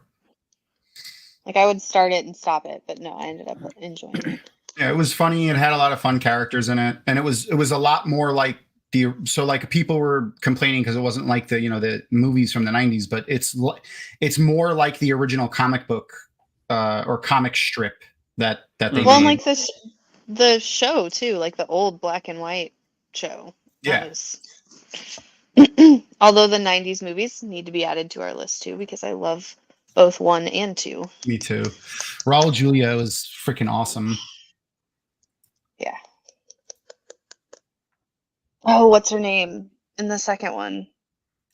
Oh, I hate myself. I didn't think it Who was marries bad. Uncle Fester? No, who marries Uncle Fester? Oh shit! Yeah, she's a really good comedian too. Yeah, she's fucking hilarious. I love her. She's in a ton of stuff. I'm gonna hate myself because I know her. I just can't think of it.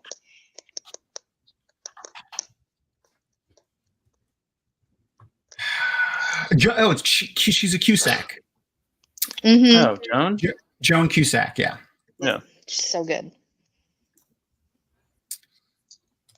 Do we have a movie list somewhere, Tom? We need to start our movie list. That's fine. Yeah, we should do that. We can make need another channel Google on Doc. Discord Okay, perfect. for a movie list.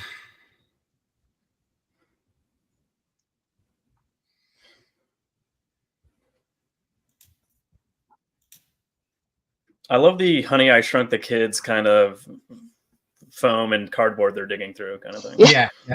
Also, how is there writing on this cardboard? Like it's this big. It's supposed to be like shredded cardboard from a full-size cardboard box. Giant cardboard. So they're not perfect, okay, Tom?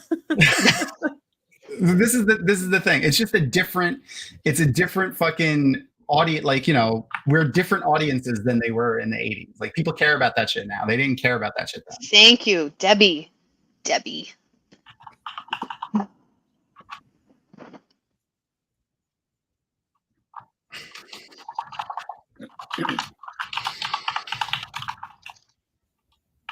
I read that Michael Keaton had a lot of say in his makeup. They didn't have like they didn't have a solid plan of what they wanted him to look like, and so he was the one that wanted to look like moldy. He was really insistent that he looked moldy. Yeah, that's great. Fucking Michael Keaton. Same thing. There was a guy here locally who did a really good Beetlejuice that would hang out outside the haunted houses, and he would 100% put rats in his mouth, and that was a little too far for me. Like he would put his little pet rat in his mouth, but yeah, it's a little much. It's a little far, but he looks good.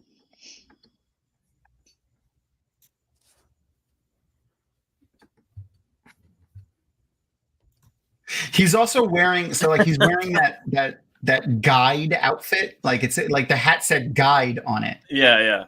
So like he was buried in that. So like, what is that? Like, what's going on there? At first I thought it looked like an old like 80s cabbie hat, like from like, Yeah, for sure. Yeah. But it says guide on it. So I'm wondering, and then like he has a connection to the real world. He's seen in The Exorcist 167 times. Oh my God. His fucking face. Fucking love Michael Keaton. He did a commencement speech at a college, and he did the whole speech, and then at the end of it, he's like, "Oh, and one more thing, very important. I am Batman." And walked away. I love it.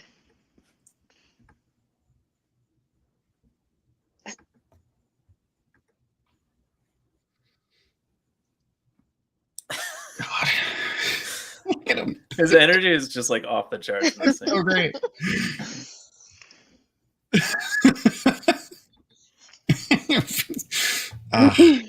Because this movie has been kind of like, I don't want to say it's been subdued up to this point, but there hasn't been like it's been a slow build to this though. Yeah. Yeah. And it just explodes from here out. Mr. Mom. Oh, Palette fucking cleanser of Mom. Mr. Mom after watching this one.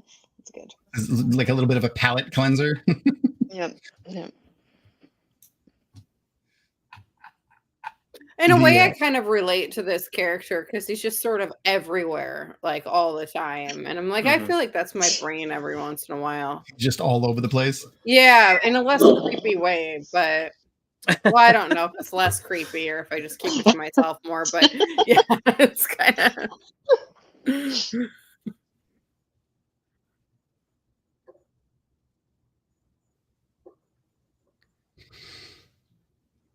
What is this rated? Is this PG? I was just wondering that myself. PG-13. It's funny, you know.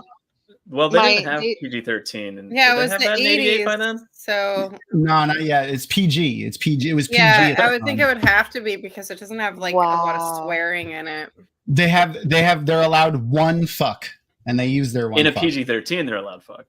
Yeah, well, no, but it I didn't mean, exist. it was PG. This was pre PG-13. So Yeah. Yeah, no, Wow. I don't like. Yeah, I mean, clearly it would have been PG-13 had that existed. Yeah. Yeah, well, I think that's why PG-13 was added to the rating system. Just because shit like people this. took their kids to shit like this, and Yeah.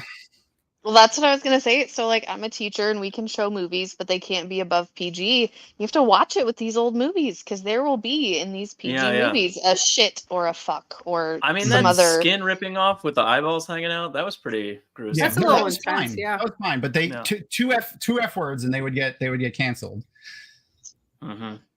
There's a two great F words, and I would get documentary. fired. There's a great documentary called "Boys Don't Cry," and it's about the movie Boys Don't Cry. Mm-hmm. And it's about the American Motion Picture Association and how fucked it is.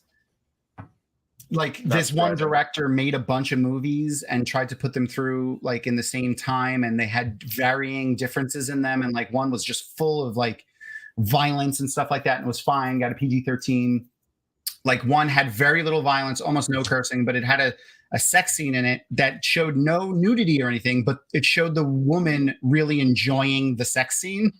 Immediately. It was like, how dare they? Yeah, and then they showed a non-consensual, a similar movie, but with a non-consensual scene, PG-13. Like it's a crazy documentary. Wait, so because she was enjoying sex, Yeah. it got a higher. Okay. Fucking misogynistic bullshit. How? Okay. And for a long time, Because the women's MPAA pleasure is dirty. Yeah, That's the just, MPAA I is guess supposed to be- I should know that. I suppose I don't know. Yeah. They did. They gave Boys Don't Cry an NC-17 rating because there was a sex scene where two girls have sex in it, and that's. But again, you don't even see anything. Like there's no like nudity or anything. But yeah, they almost cut this scene, by the way. well, yeah, Tim Burton didn't think it was gonna play. Like he didn't think people were gonna enjoy this. That's and it so ended up sad. being I'm so glad like, they decided to keep it. It's fucking one of the best scenes in the damn movie. It's fucking bizarre, but it's one of the best. it's so strange. Their bewilderment on their faces is what makes it so good. It's like they're doing this super choreographed dance and they're looking at their bodies like, what the fuck is happening right now? It's great. Yeah, it would be terrible if they cut this. This part is like my favorite part of the whole thing. Yeah. The Deo scene is easily the best thing. And I like that they snuck it in the beginning too. It's so good. Catherine O'Hara got the looks on their faces.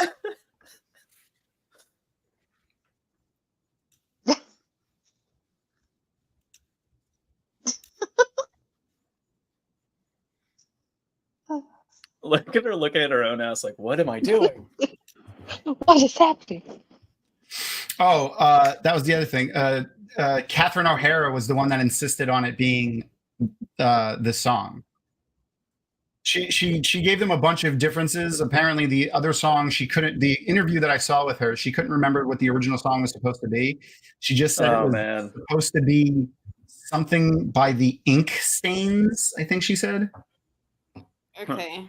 And then she wanted the song to be more calypso, like, and they settled on Deo.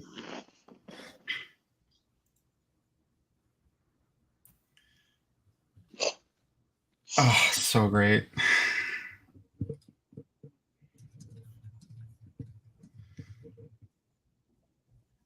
They tried to get shots of them laying on the floor with shrimp on their face too, but they couldn't get them to. One of the actors was like allergic, and then they didn't want to. They didn't even try. Well, if you can't do all of them, then why? Yeah.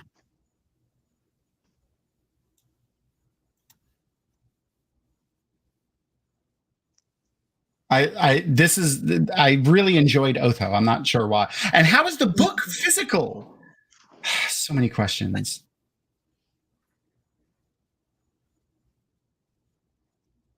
And you lost the handbook?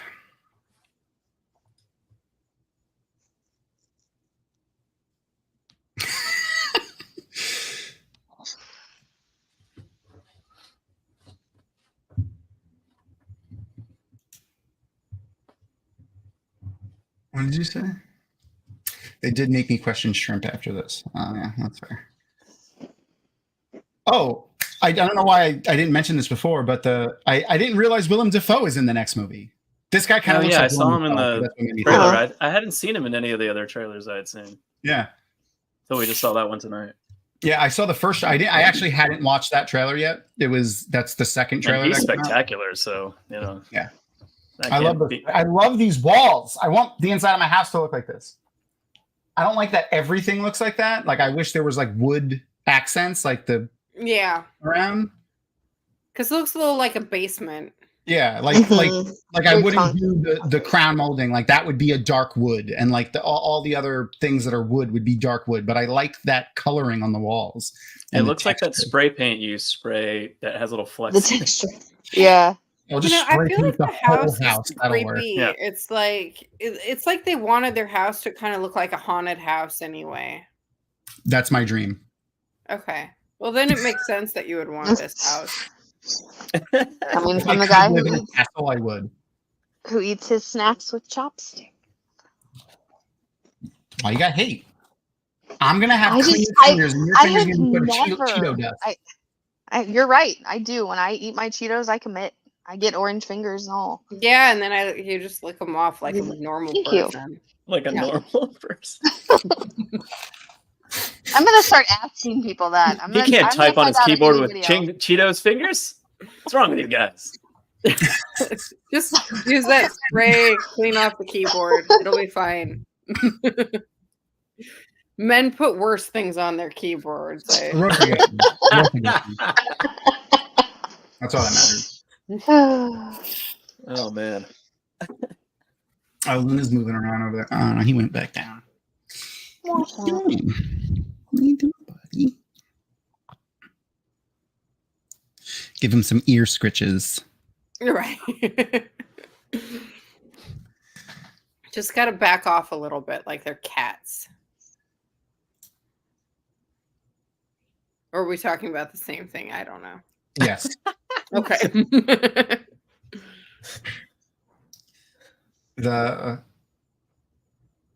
I like that they left the attic untouched, but I think that's when they really couldn't get into that room theoretically. Yeah. Like, how easy would that be? She did it with a screwdriver and barely put any work to it. Oh yeah, right, because they kept the doors locked.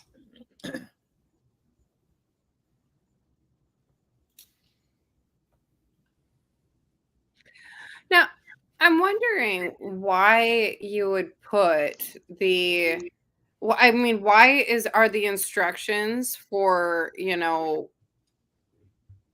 what's the word? The dead people? Why are the instructions for bringing the dead people in the book about the dead people?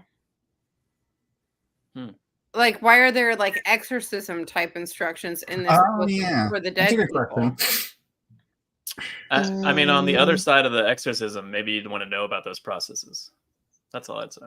Well, you know what it is? They talk about getting rid of a poltergeist, like a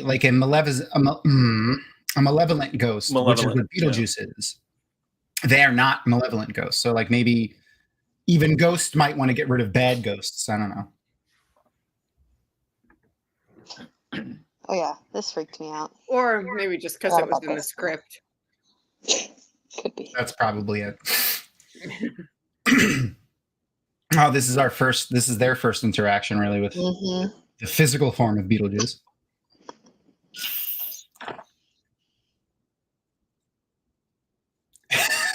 Yeah, It is pretty Beetlejuice in this movie is just a full-on villain. Yeah, Yeah. for sure. Yeah, he's not good at all. I wonder if they're going to I don't keep think that I understood that when I was watching it the doesn't- first the time. Like, I was trailer waiting for him to be like not the hero, I guess, but to like actually help them. And I was like, why not? I don't understand why he keeps screwing them over. Like he almost looks like he might be a little bit like have maybe grown a little in the second movie. Yeah, maybe. Maybe the cartoon is canon, and they're gonna him and Lydia will be friends. I kind of hope not, because they've gone on many adventures. He's not going to. Well, now they can get married, and it won't be creepy because she's not 16. Wow.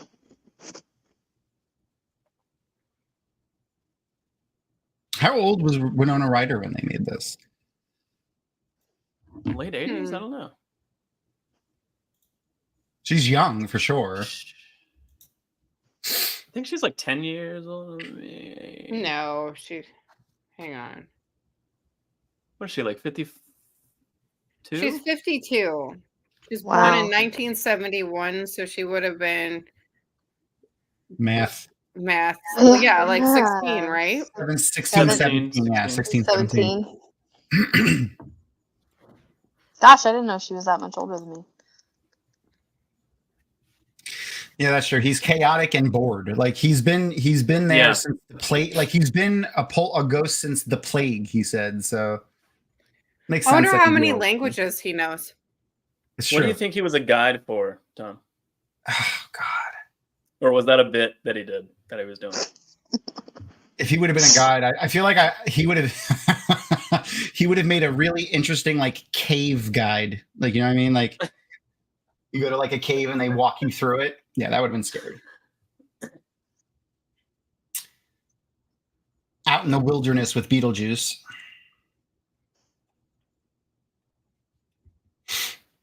Or he could have been like, what's her face? That older psychiatrist that just passed away. Dr. Ruth, the one that gave all the sex advice. That's what he did. I mean, we know he's like a pretty much like a horn dog. Like, look at him.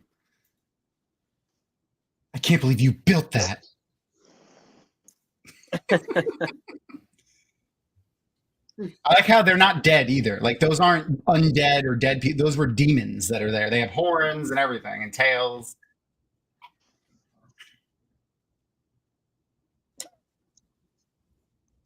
Why did you build that, Adam?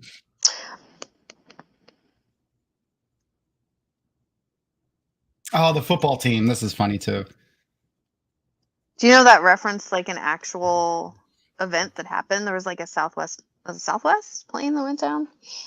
I don't remember who flew it. Though Southwest exist back then. I wouldn't be surprised if it was Boeing, to be honest with you. Oh, good Lord. I mean, it was probably a Boeing. Yeah, a whole football team crashed. It was a college team. Probably, what was back then? Delta? I don't even know. Eastern Airlines, Delta. Continental? Maybe. American Airlines was back then.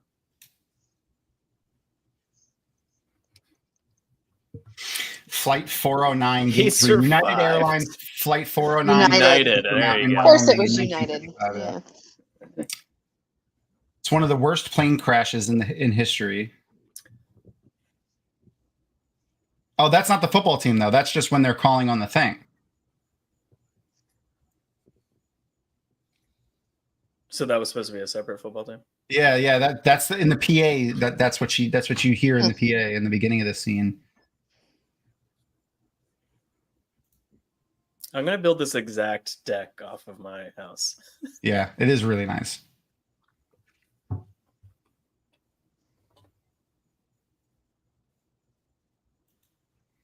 Those fucking her whole aesthetic on the exterior of the house is a little weird though. Not a fan. So if they go out, because this is like a new extension on the house, is it part of the house, or can the ghosts go on the deck, or if they step on the deck, will they like get eaten by the sandworm? I assume that they can, only because they can see all the changes being made and they don't like them. But no, as soon as they open the door, all you see is the door frame behind them. In the other scenes, right? But that's still like part of the house. I feel like they would be able to walk out on that. You don't Yeah, even like see the exterior of the house, though. All you see is the door frame. okay, so maybe they can't use. You don't think there's any porch or deck where they are though? No. Oh yeah, shit. Wait, When is they the porch open gone when the they door open and the front door? in all of the other scenes, it's literally a door flame floating in the air. Oh yeah, that's right. Okay, what a bummer. Yeah, I'd like to at least be able to sit on my own porch, you know? Yeah. And in the first scene, they walked into the house from outside too, which is kind of weird. Yeah. Yeah, but they don't remember getting there, so Yeah, they were like just right I think on they were the just like put doorstep. there. Yeah. Why don't they haunt the bridge? They didn't die in the house. Because these Well, that'd be hauntings, boring. they're courteous enough to be like, you can go back home. Like, Yeah, they're the nice kind of. can you imagine what a bummer it would be to just be able to haunt a bridge? Live on a bridge. That would suck. I'd be popping tires left and right, just like. Oh yeah, no, you Just get at a rid of boredom. The troll under Yeah. the bridge. Yeah, she really does remind me exactly of. Oh yeah, my this mom. freaked me out. Especially when she's yelling at them. That's where it really comes back to me.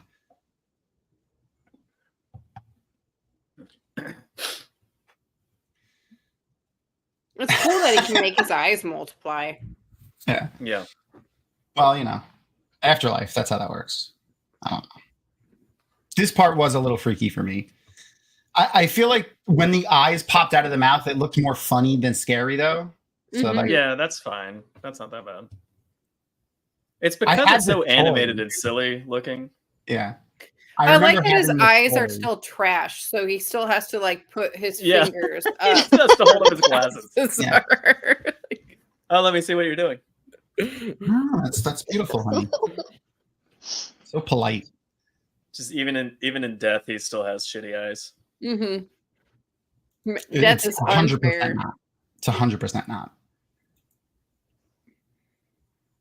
So I have a list going for our next movie. We got Clue. Yeah, but that's why we have to ask the questions, Aaron. You know, For what? for like the rules. You know, Oh yeah, of course. the world building laws. They're definitely gonna have done stuff in the new movie, I feel like. There's no way. Yeah, well, because we don't accept all of this like lack of explanation nowadays. That's why Marvel movies are 2.5 hours long, is because everyone needs everything explained to them. Yeah. The people just expect more depth to their movies now, I feel like. They don't take them at the surface anymore. Yeah, there's no more of like, well, that's because this is, I don't know, fucking magic. Like that's Yeah. no more Oh yeah, magic. he does look pretty great. Hold on a second. What's going on? Look at the cat. He's got his face right there. Aww. He's very cute.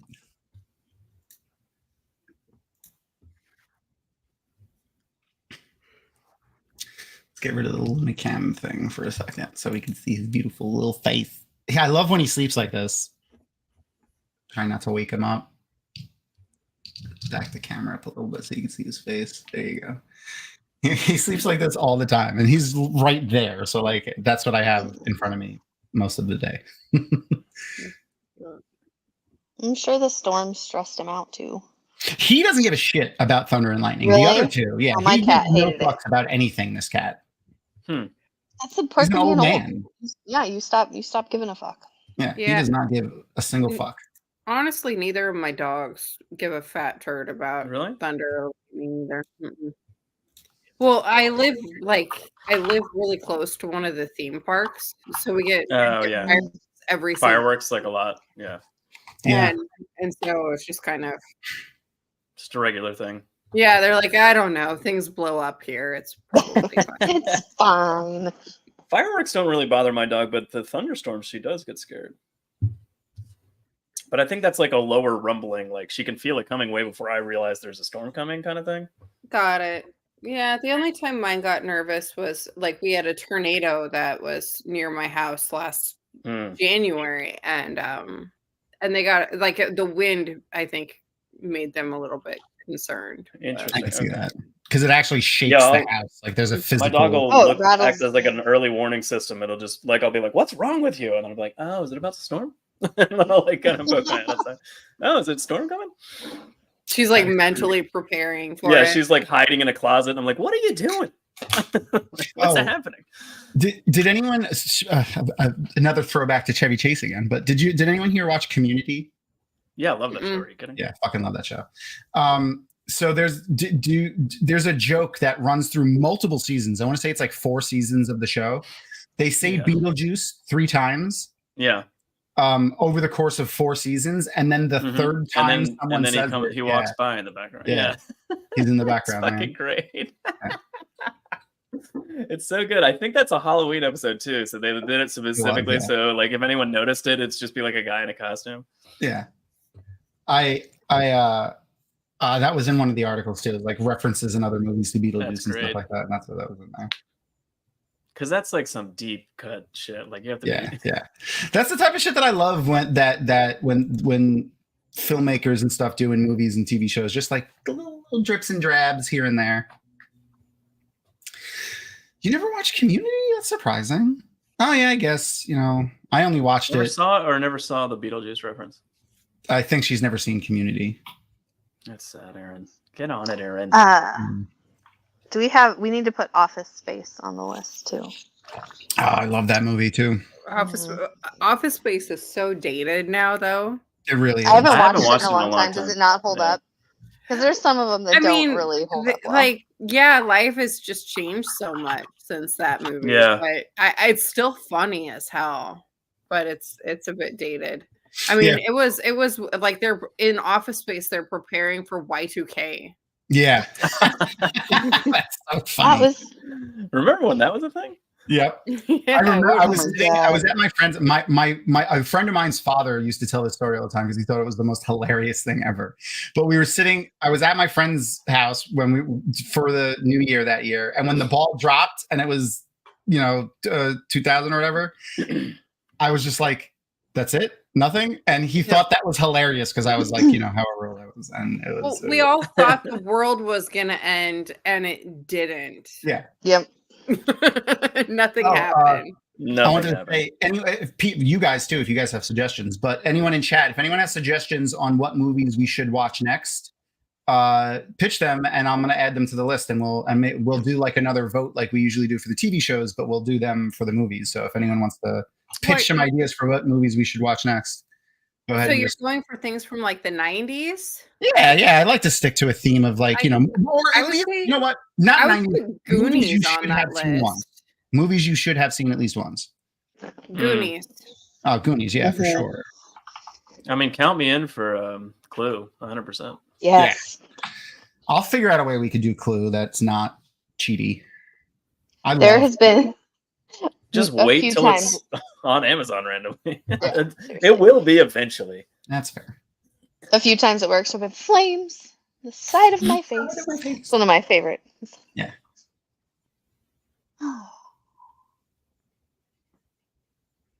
I also do the 1 + 2 + 2 + 1.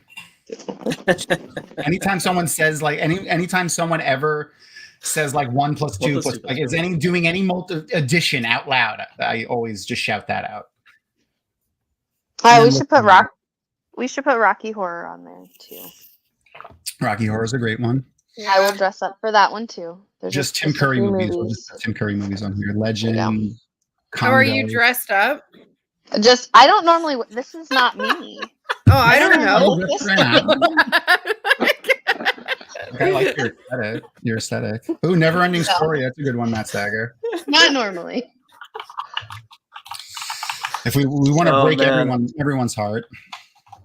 That was fantastic, London. Great job. I did go to McDonald's like this, and the guy looked at me very strange to get me. Really, I honestly, I don't think you look weird. Well, thank you. It just doesn't look weird, like but you look like you're trying to look like Lydia. Yeah. I just thought you were kind of like, a little goth. Yeah, like dark. 1 + 2 + 1 + 2. It's from Clue, Aaron. Has she not seen Clue either? She definitely has, but she doesn't remember movies like I do. This is one of the only things that makes me regret. Not really. I know. It's okay. We know she has good taste because she kept me around, but apparently her taste in movies isn't great. Oh, so I had a thought about this too. So they're summoning them to the real world. Mm-hmm. Yeah. It's been 125 years since they. It hasn't been 125 years. They have to live in the house 125 years. Oh, that's what it No, was. it's only Okay, been like okay. 2 months or something, I think Yeah. the lady said, since they died. Yeah, well, they were gone for 3 months when they went to okay. the place. The I thought the receptionist was like, "You've only been dead for 2 months and you need help already," or something like that. I mean, I could yeah, be and wrong. then they were in that place, in that dead place, for like 3 months. Oh, Because okay, time moves okay, weren't there. okay. So they've been dead for like a half a year. So then, why are they aging so rapidly? I don't know. Maybe. That looks like a 6-month-year-old body.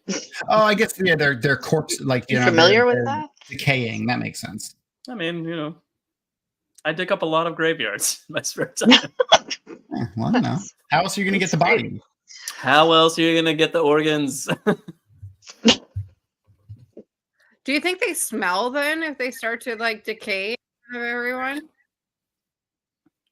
Is this like transporting their physical bodies into like from their graves or something? Like I don't understand. That's what it No, I looks don't, because like. they wouldn't be that decayed.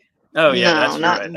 That's way. Because she's like, she's like crumbling. Yeah. Yeah, she's turning to dust, like literally. yeah, and like they would have Is this- been embalmed. Is that the purpose of it though? To like rapidly decay them and get them out of the house or something? I don't know. Mm. I thought they were trying to just summon them so they can see if they could, so that they can like sell this as like a thing to do. Yeah, they're Mhm. trying to make a tourist attraction.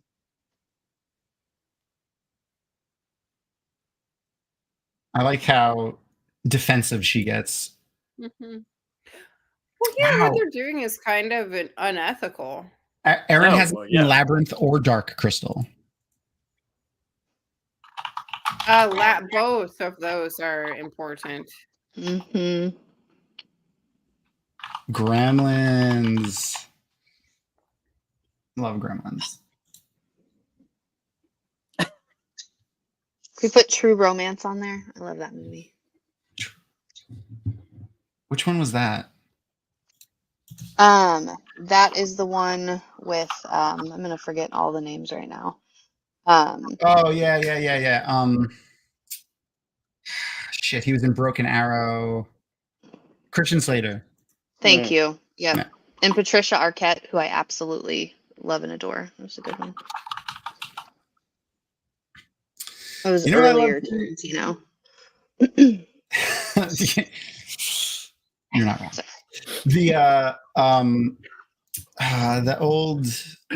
The Romancing the Stone, Oh yeah. and like those there's like 3 movies that were in that same kind of War of the Roses and something else. It's like all the same actors in the movie. Death Becomes Her. That was one of the other movies we were. Oh yeah, I love that one. It's a great movie. I couldn't find that wasn't streaming anywhere. When Yeah, we'll I figure looked it that one up. Attention, Kmart shoppers. Also really dated. There's like no Yeah, Kmart. Kmart. anymore. There's like I 2 don't- Kmarts.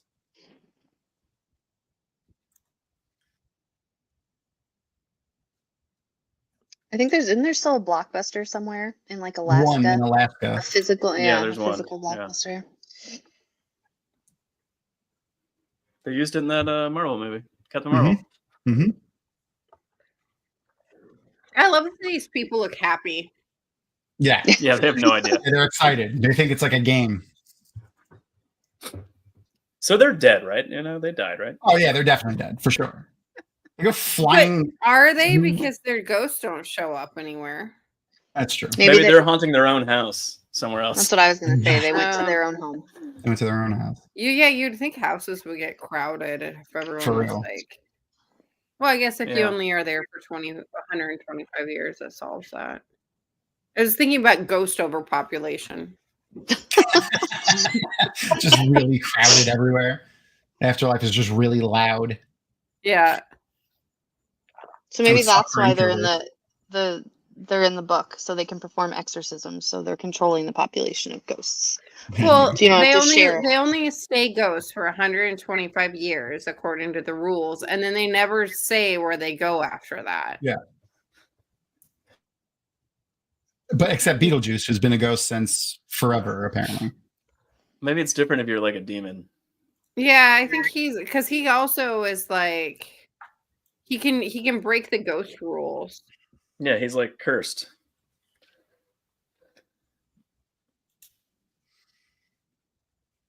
His hair looks so much better. It's perfect.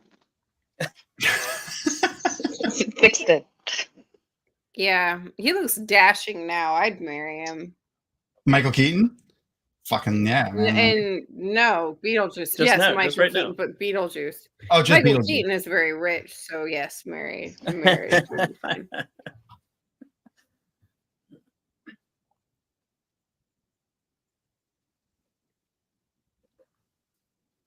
I was kidding about that, just like for the I know. record. Man, I really hope there's a lot of like claymation and weird Uh-huh. animation styles. But they still Yeah, have practical they're not effects. going to bring back the claymation, I bet, because nobody does that. But it would be so nice I if hope they so. did. There's like one studio that makes those like paper claymation movies. I forget what they're called. They've only made like 2, but they've made like, these Coraline was elaborate. all claymation and stuff. Like that studio that does like all those. Yeah, and that's Tim Burton. Yeah, that's all. A lot of all of those movies are done stop motion stuff and things. There's a lot of stop motion movies now that I think about it. They're all like cartoony though. That's never like done in a movie like this.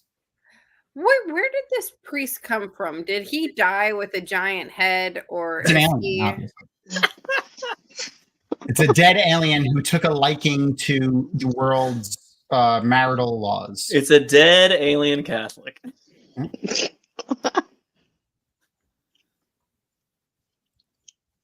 He was originally Beetlejuice was also, when I saw this, I mean, when I was reading the article, he was supposed to have a line that says "married in red, better off dead," which is it's an old rhyme, like an old nursery rhyme or something. Weird. Yeah, Nursery rhymes are creepy.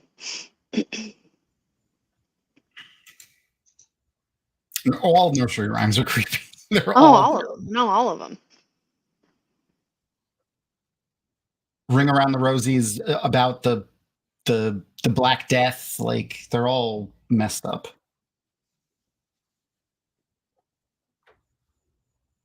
Beetlejuice does know how to dress, though. I will say that's a pretty fly tux right there. Yeah. I want to wear that. Spectacular.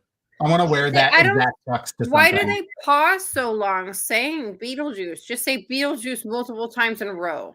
I know. Sorry for interrupting you in my frustration. No, it's super annoying. It's akin to the girl that runs, up the stairs away from the murderer in the horror movie. Yeah. Suspense.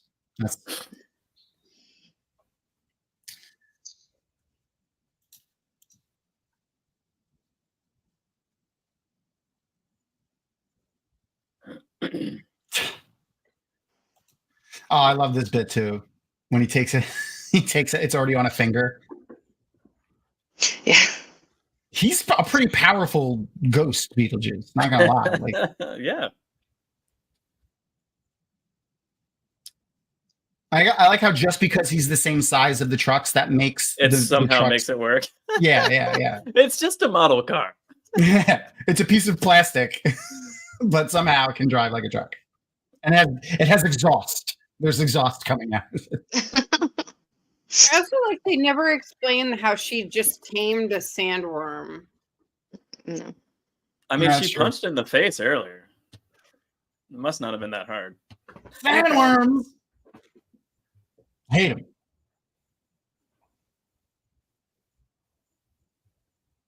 Now there's just a door to hell in the middle of the floor.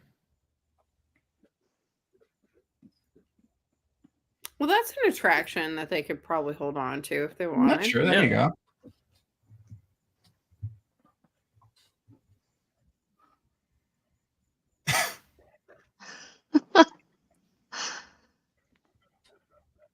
Miss Shannon's School for Girls. That looks like a hell of a place to go.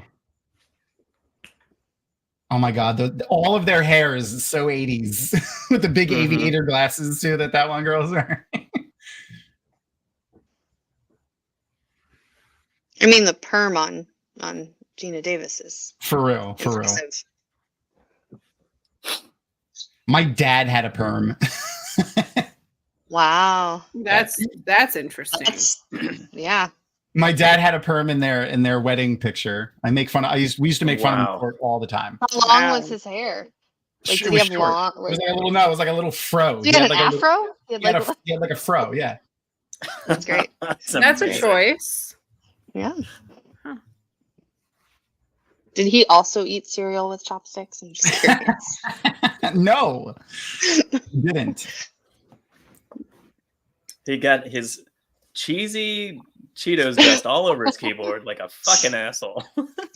And that's why Tom learned better. I did. All of our remote controls had Cheeto dust on them. Listen, my mouse, I have a 13 button mouse. Oh my God. I don't want to be squeezing Cheeto dust out of the keys on that mouse.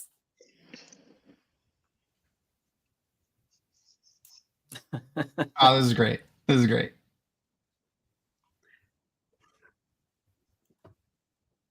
She's a psychiatrist, right? Catherine O'Hara's character? She's like a artist, right? An artist, right. There we go. Shake, sing. I used to love this song too. This is probably also where my taste in music came from, because I loved Day Out song and I love this song. Like every time this song comes on, I fucking, if we're out anywhere, I'm dancing.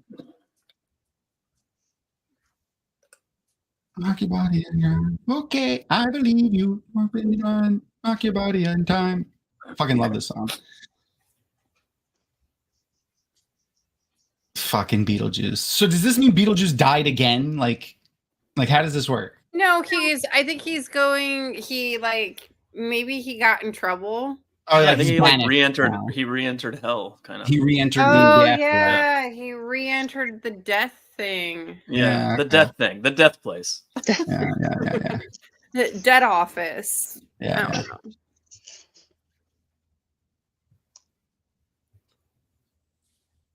I feel like this was a stupid move. Probably.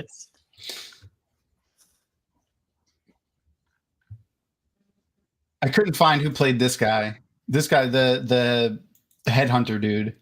He looked. Well, he doesn't have any lines, so he's just he's just a background actor. Mm-hmm. Yeah, he's an extra. So he doesn't need to be credited. So it looked like in the trailer that he was like working in an office in this place with the shrunken head dudes, but his head's not shrunken. So I wonder what the deal is with that. Well, but he's Beetlejuice. We've already seen that he's like more powerful than the average ghost. He just put his thumb in his mouth and blew. Yeah, I think he could. That actually is probably a good reinflated theory. his head. I love the song. Well, that was a great movie. It was fantastic. I like that they added the football players on there too. Forgot about that. Yeah, just so that we feel like good about, they're happy. Yeah. Oh, look, they get to do something. Let's not get morbid about a whole football team dying. They get to dance. There's calypso music. They live with a nice everything's family fine. Now. They're okay. Fine. Yeah, they're like adopted cats. There you go. It's okay. Just don't look at them too long. Let them make their own decisions, and everything will be fine. Yeah. That was fun. So one of the things that we're gonna probably start doing is regular movie nights. So I got a pretty decent list going: Clue, Office Space, Goonies, Neverending Story, Labyrinth, Dark Crystal, Gremlins, True Romance, Comes Through. I didn't see, and Rocky Horror. Yeah, sorry, Rocky Horror is on there too. So if anyone else wants to, shout any suggestions out, feel free to shout them out. Do you have the 90s Addams Family on there? Oh yeah, Addams Family. Oh my God, Addams Family is one of those movies that it's still like I'm sad, so I'm watching something things. Both of Well, them. thank you. Yeah, both of them were great. The I can't think about the Addams Family movies though without thinking about the Street Fighter movie because Raul Julia's in that too. His Oh, last yeah. film. Yeah, and I think that's. I heard that's why because they didn't make an Addams Family 3 because no one would. Well, specifically, no Angelica one could Houston fill was those like, shoes. not without him. Yeah, no No. one Fuck could fill off, those kind of shoes. thing. I have a tough time thinking even like today someone who could be as charismatic as he was. Like he's just I don't think anyone could pull it off. Unless someone just tried to do him, you know what I mean? Like his character. But then That it would feel character. fake. Well, because like the way he plays that character, he would be so annoying in real life, but it's so endearing and charming to watch. But like, I love the two of them, how they like, you know, the loving like words that they share to each other. Like, you know, how they're, you know, having a terrible day, like it's so bad, but it's, you know, they say bad things as if they're good. And I like that. I can't remember. well, and they're constantly like, they're really in tune with each other and like, what do you need, right? Like they actually have a really healthy relationship that I think that most marriages should aspire to. Oh, absolutely. And not just because they're sexual all the time, but because they're always like appreciative and like there's a lot of affirmations there and stuff. Anyway, I think they're great. agree. That makes complete sense. As a family, they're a great family. Oh yeah. They're just a great family. Real normal. other than the killing of other people, but like as far as like supporting each other and being kind to one another. I mean, Wednesday and Pugsley try to kill each other, but it's like it's out of love. But it's they're like, there for each other. They're there for each kids. other. Trust me, kids do that anyway. It's fine. They have. I always think of them when people are like, when people post, you see people post like pictures of like Harley Quinn and Joker and like relationship goals. I'm like, that is the worst relationship. No. so bad. If you're gonna do creepy, do Gomez and Morticia creepy. Yep, that's the Gomez and way Morticia to go. for sure. I forgot they made a third movie. I didn't know they made a third movie. What was it afterwards? Like, is it the same actor? Yeah, No, that's what I'm saying. I think a lot of them didn't come back. Yeah, there's the Addams Family Values. Oh, Family Reunion. Wow, I didn't even know that this movie existed. No, me neither. I feel like I don't want to see it. I don't want to see it for sure. It came out in '98. Yeah, no, the original. None of the original actors came back. It looks like. Oh. Yeah, that's what I was saying. They wouldn't. But Tim Curry plays freaking Gomez. Huh. I love Tim Curry. Me too. Straight to VHS. I'm not the only original actor that came back is the guy that played Lurch. Oh, the guy who has no lines. Yeah, other than he looks at least the guy like that's in the images and stuff. It looks like the same. Yeah, no, it is the same guy. It's the same guy. I didn't know they made this. Fuck, that's funny. I would have at least thought I knew that this movie existed. Yeah, I would think that you would know that a movie existed, but yeah, I don't know what's wrong with me. I'm falling off.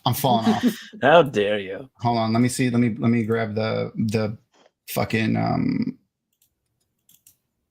cover art for the DVD or VHS, I guess. VHS. Yeah. Oh, maybe I did. Maybe I erased it from my brain. That does look familiar. Yo, what's up with Morticia's forehead? She's got like a 7 head. What's going on there? I don't know. You know, I don't think you can. Go ahead. You can't replace Angelica Houston in that role. No.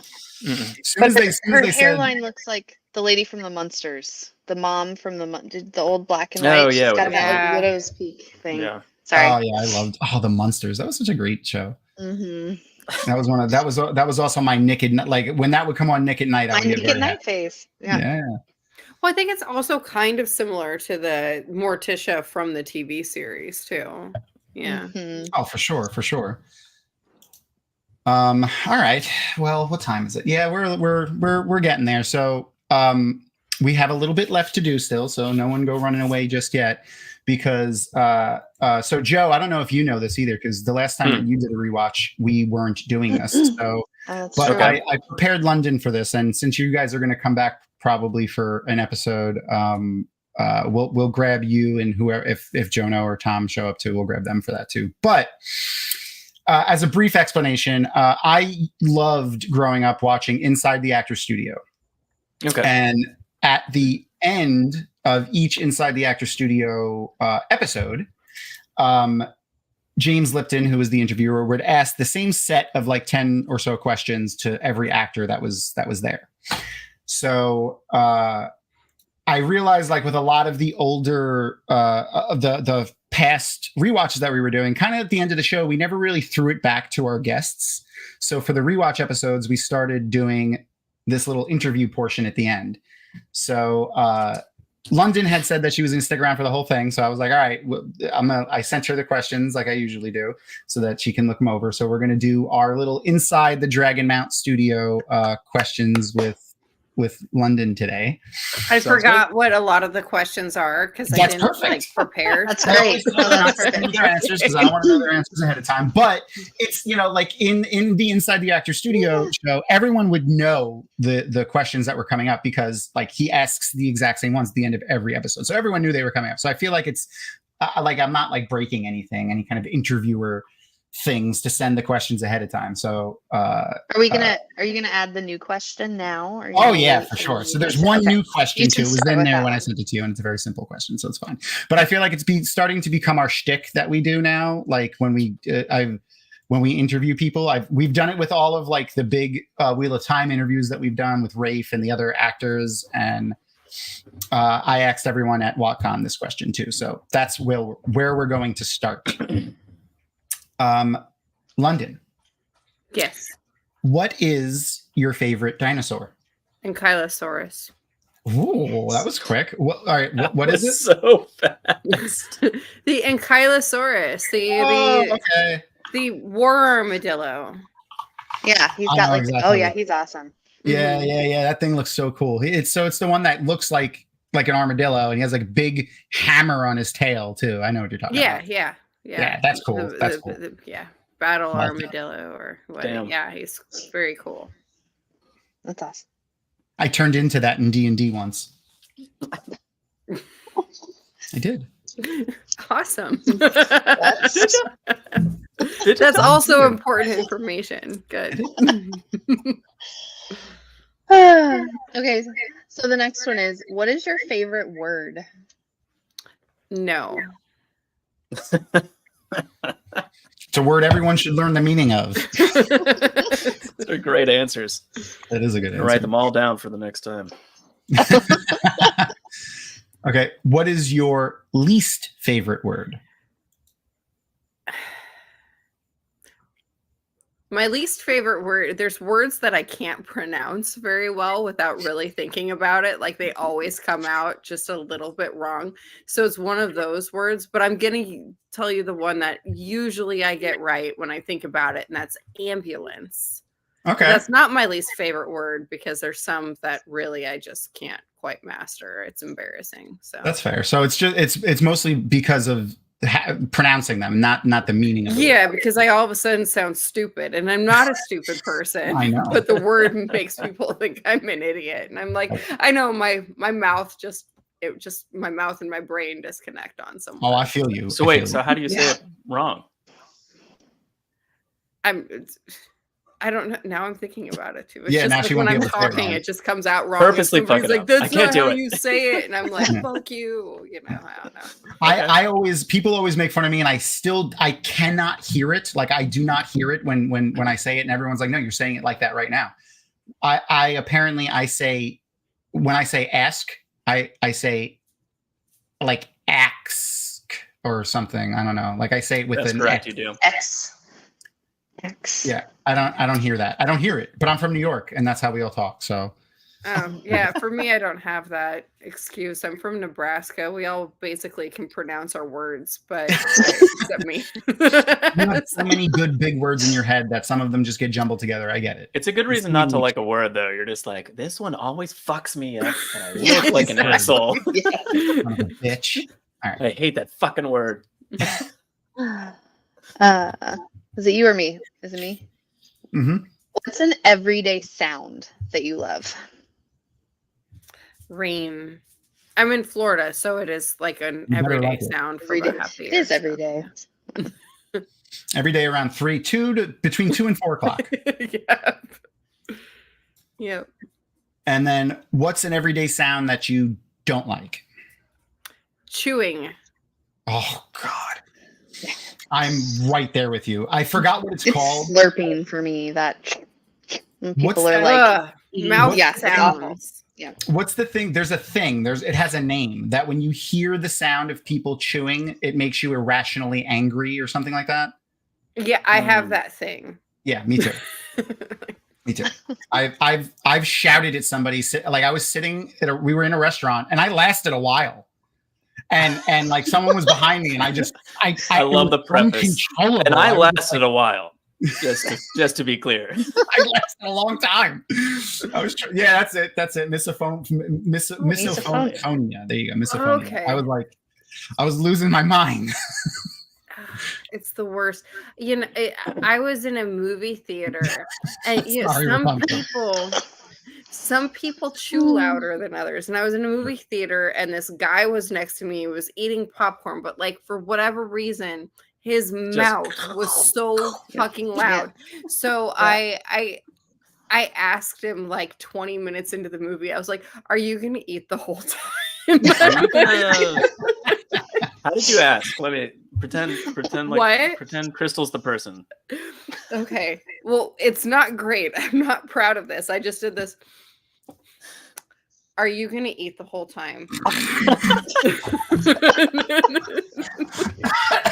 I'm just imagining just being this man has a complex to this day. There's no like, excuse me. It's just, are you gonna eat the whole fucking time or what? Whole time. Because something's gotta change. Well, I was at a point where like back to that unreasonable rage where I'm like, I'm going to hurt you. You should have just skipped right to shut your fucking mouth. Listen, if you want to that you're currently just smacked it out of his hands, like what smacked popcorn out of his hand. That would have been, but you know, that's assault. Being a dick is actually you can't slap popcorn. You don't have to. I don't know. What if I had accidentally hit him? Then a wild Glenn has appeared. What up, Glenn? Ew. Oh, speaking of Glenn, make sure or Matt or Glenn or whoever, someone in chat, post the get the link to the What the Adaptation. Glenn and Matt and Max over there, they do a great little show, and we I was on it yesterday. Crystal was not there yesterday. Reverse BLT and I were there yesterday, and it was a lot of fun. They're currently doing Crystal wasn't there. No. The Avatar live action show. It was a ton of fun. So yeah, go check out the What the Adaptation for sure. Yeah, it's been a lot of fun. These next couple of questions are we kind of changed up for us. They're more nerdy in base. So basically, if this question is asking you about a person, what we really mean is like a fictional character from any universe. Could be anything. Could be a video game, a movie, a TV show, cartoons, comic books, whatever you want. Okay. And the first two questions aren't specifically about you. Like I'll ask the question in general. Yeah. It's just in general. In general, what fictional character do you think would make the best spouse, and why?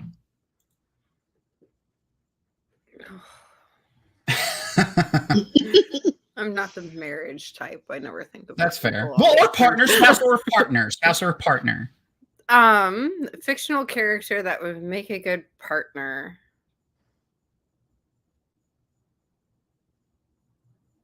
I don't know. Somebody boring. That's fine. There's no wrong answer here. There's no wrong answer here. It's just your opinion.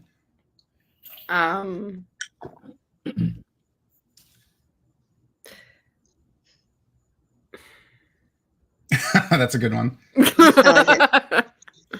Morticia would Gomez. be good. Yeah. Morticia or Gomez. Yeah, would be really, good. either of Man, I them. should have just gone Yeah, back you were to just what saying how loving and talking about, yeah. wonderful they were. How about Yeah, both of them and it can just be a throuple? Like I think that Yeah. Gomez would be more my style because I like to be worshipped quite a bit. So that's You fair. like getting kissed all the way up your arm? oh yeah. So who would make the worst partner or spouse and why? The worst, probably like I don't know. I like to think about like I'll go back to the Wheel of Time. Matt Cawthon would be the absolute worst. He would be pretty bad. out of all of like the good characters, I feel like he would definitely be up there with the worst for sure. He would annoy the shit out of me. Like he might be like devoted or whatever, but I would have to kill him. So He was always out gambling. I have to kill him. That's wonderful. Okay, so now this one is specifically about you. At any point, like ever, even when you were younger or whatever, or now, is there a fictional character that you've had or have a crush on?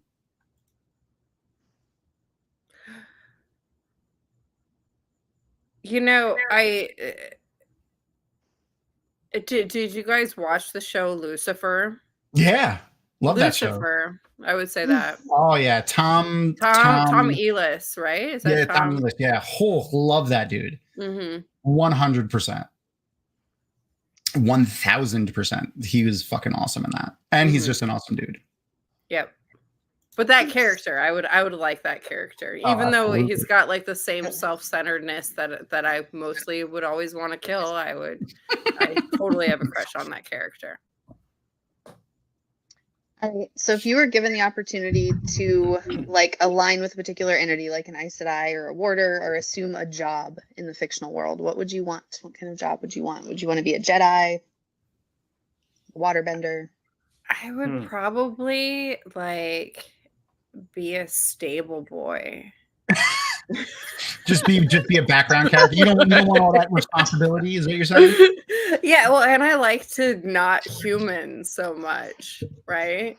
Okay. Like all the main characters are all doing a lot of humaning. That's like fair. A lot of Yeah. socializing. And She'd be a stable boy, but she'd be secretly the Dread Pirate Roberts. Sure. Exactly.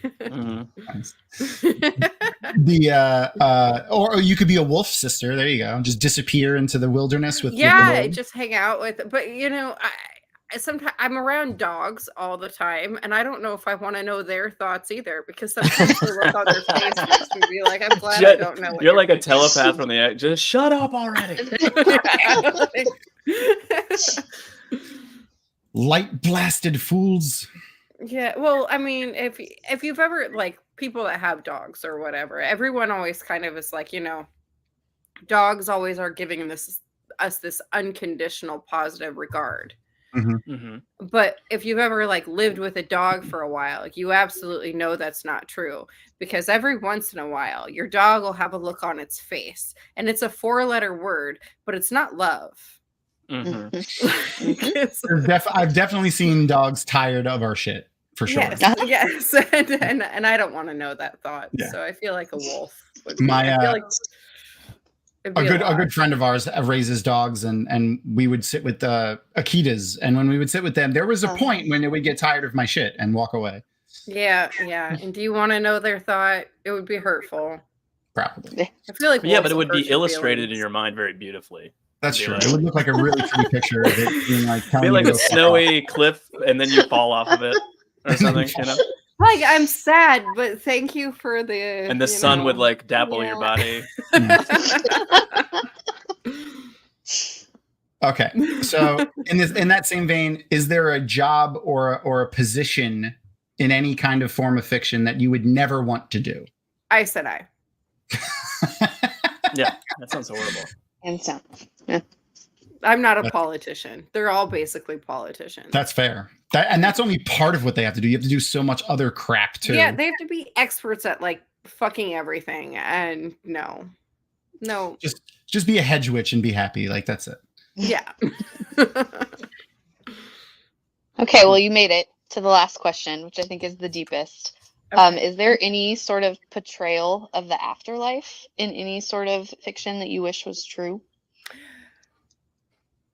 I'm actually going to go back to Lucifer on this one, and I would say both. Well, I don't want to well, it's the series. Yeah, it's an older show. It's over. I can It's talk you're about whatever I fine. want. I Right think spoiler that for Lucifer. if you by the way that the show ends, now we see even if your afterlife is hell, then it's almost an opportunity to work through whatever guilt you died with, right? So that you can go to heaven. But either way, the self-actualized afterlife is really cool. So if you just go straight to heaven because you die without feeling bad about anything, you get to, it's a self-actualized heaven. It's whatever it would be for you. And then the hell situation, I think, is really beautiful too by the end, just because it's if you die with something that's still on your conscience, you get the opportunity to kind of work through it for yourself. And everyone's kind of punishing themselves for it. And but at the end, there's actually tools to get out of that self-punishment. And I feel that's kind of, I don't know. That's a cool Yeah, I agree. Yeah, for sure. Yeah. I like that. And also you occasionally get to see Lucifer, who's gorgeous. Who's so hot. I would be I'd be oh, it's time for therapy. It might take me some extra time to get out of my hell loop. I was going to say, he'd be it seems like you're not working on yourself very much. You made some improvement 1,000 years ago, and you've been stagnant since then. Right. And I'd be I don't know. I'm just having a lot of trouble working through this thing.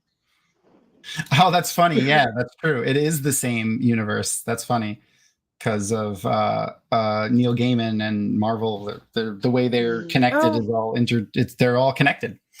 So all of the Sandman universes are. All of the Neil Gaiman stuff is kind of interconnected. So yeah, that's funny. All right. Well, thank you so much for doing that. And I can't wait to see Joe's answers. Joe gets a little preview of how we do this. When theoretically, you'd send me the questions beforehand. So yeah, I would. But you get to see it in firsthand. That's true.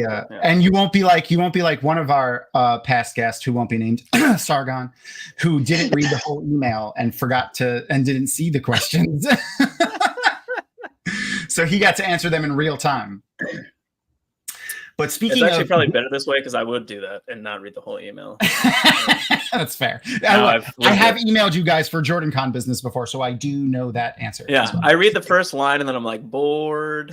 Well, see, I did put a too long didn't read at the beginning. I did put that at the beginning. Oh, okay. But speaking of other guests on the show, we're gonna have for next week and Fallout.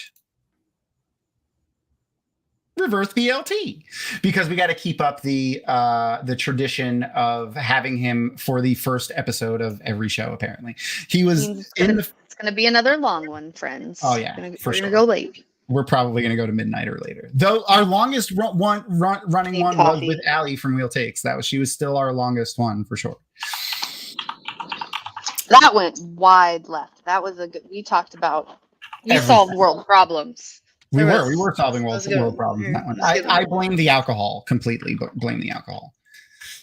But if you haven't gone and checked out Reverse's stuff, go check him out. He does a lot of TV show reviews and movie reviews. He's a funny guy, I like his brain, and that's why we keep having him around. And obviously, go check out Twatcast. And I feel like if you're here, you already know London and follow her on all the socials. But go and follow her on all the socials and. Or don't. Or don't. She doesn't like people. No, I try to be nice to everybody, and I'm there's a lot of grown-up things on my socials, so it's all right. We don't have any children. If you're 18 plus and you're not a prude, go follow her on the socials. Yeah. Well, or as long as you just make sure you have your sensitive content settings on, and you should be safe. So, yeah. And with that, say goodnight, Crystal. Good night, Crystal.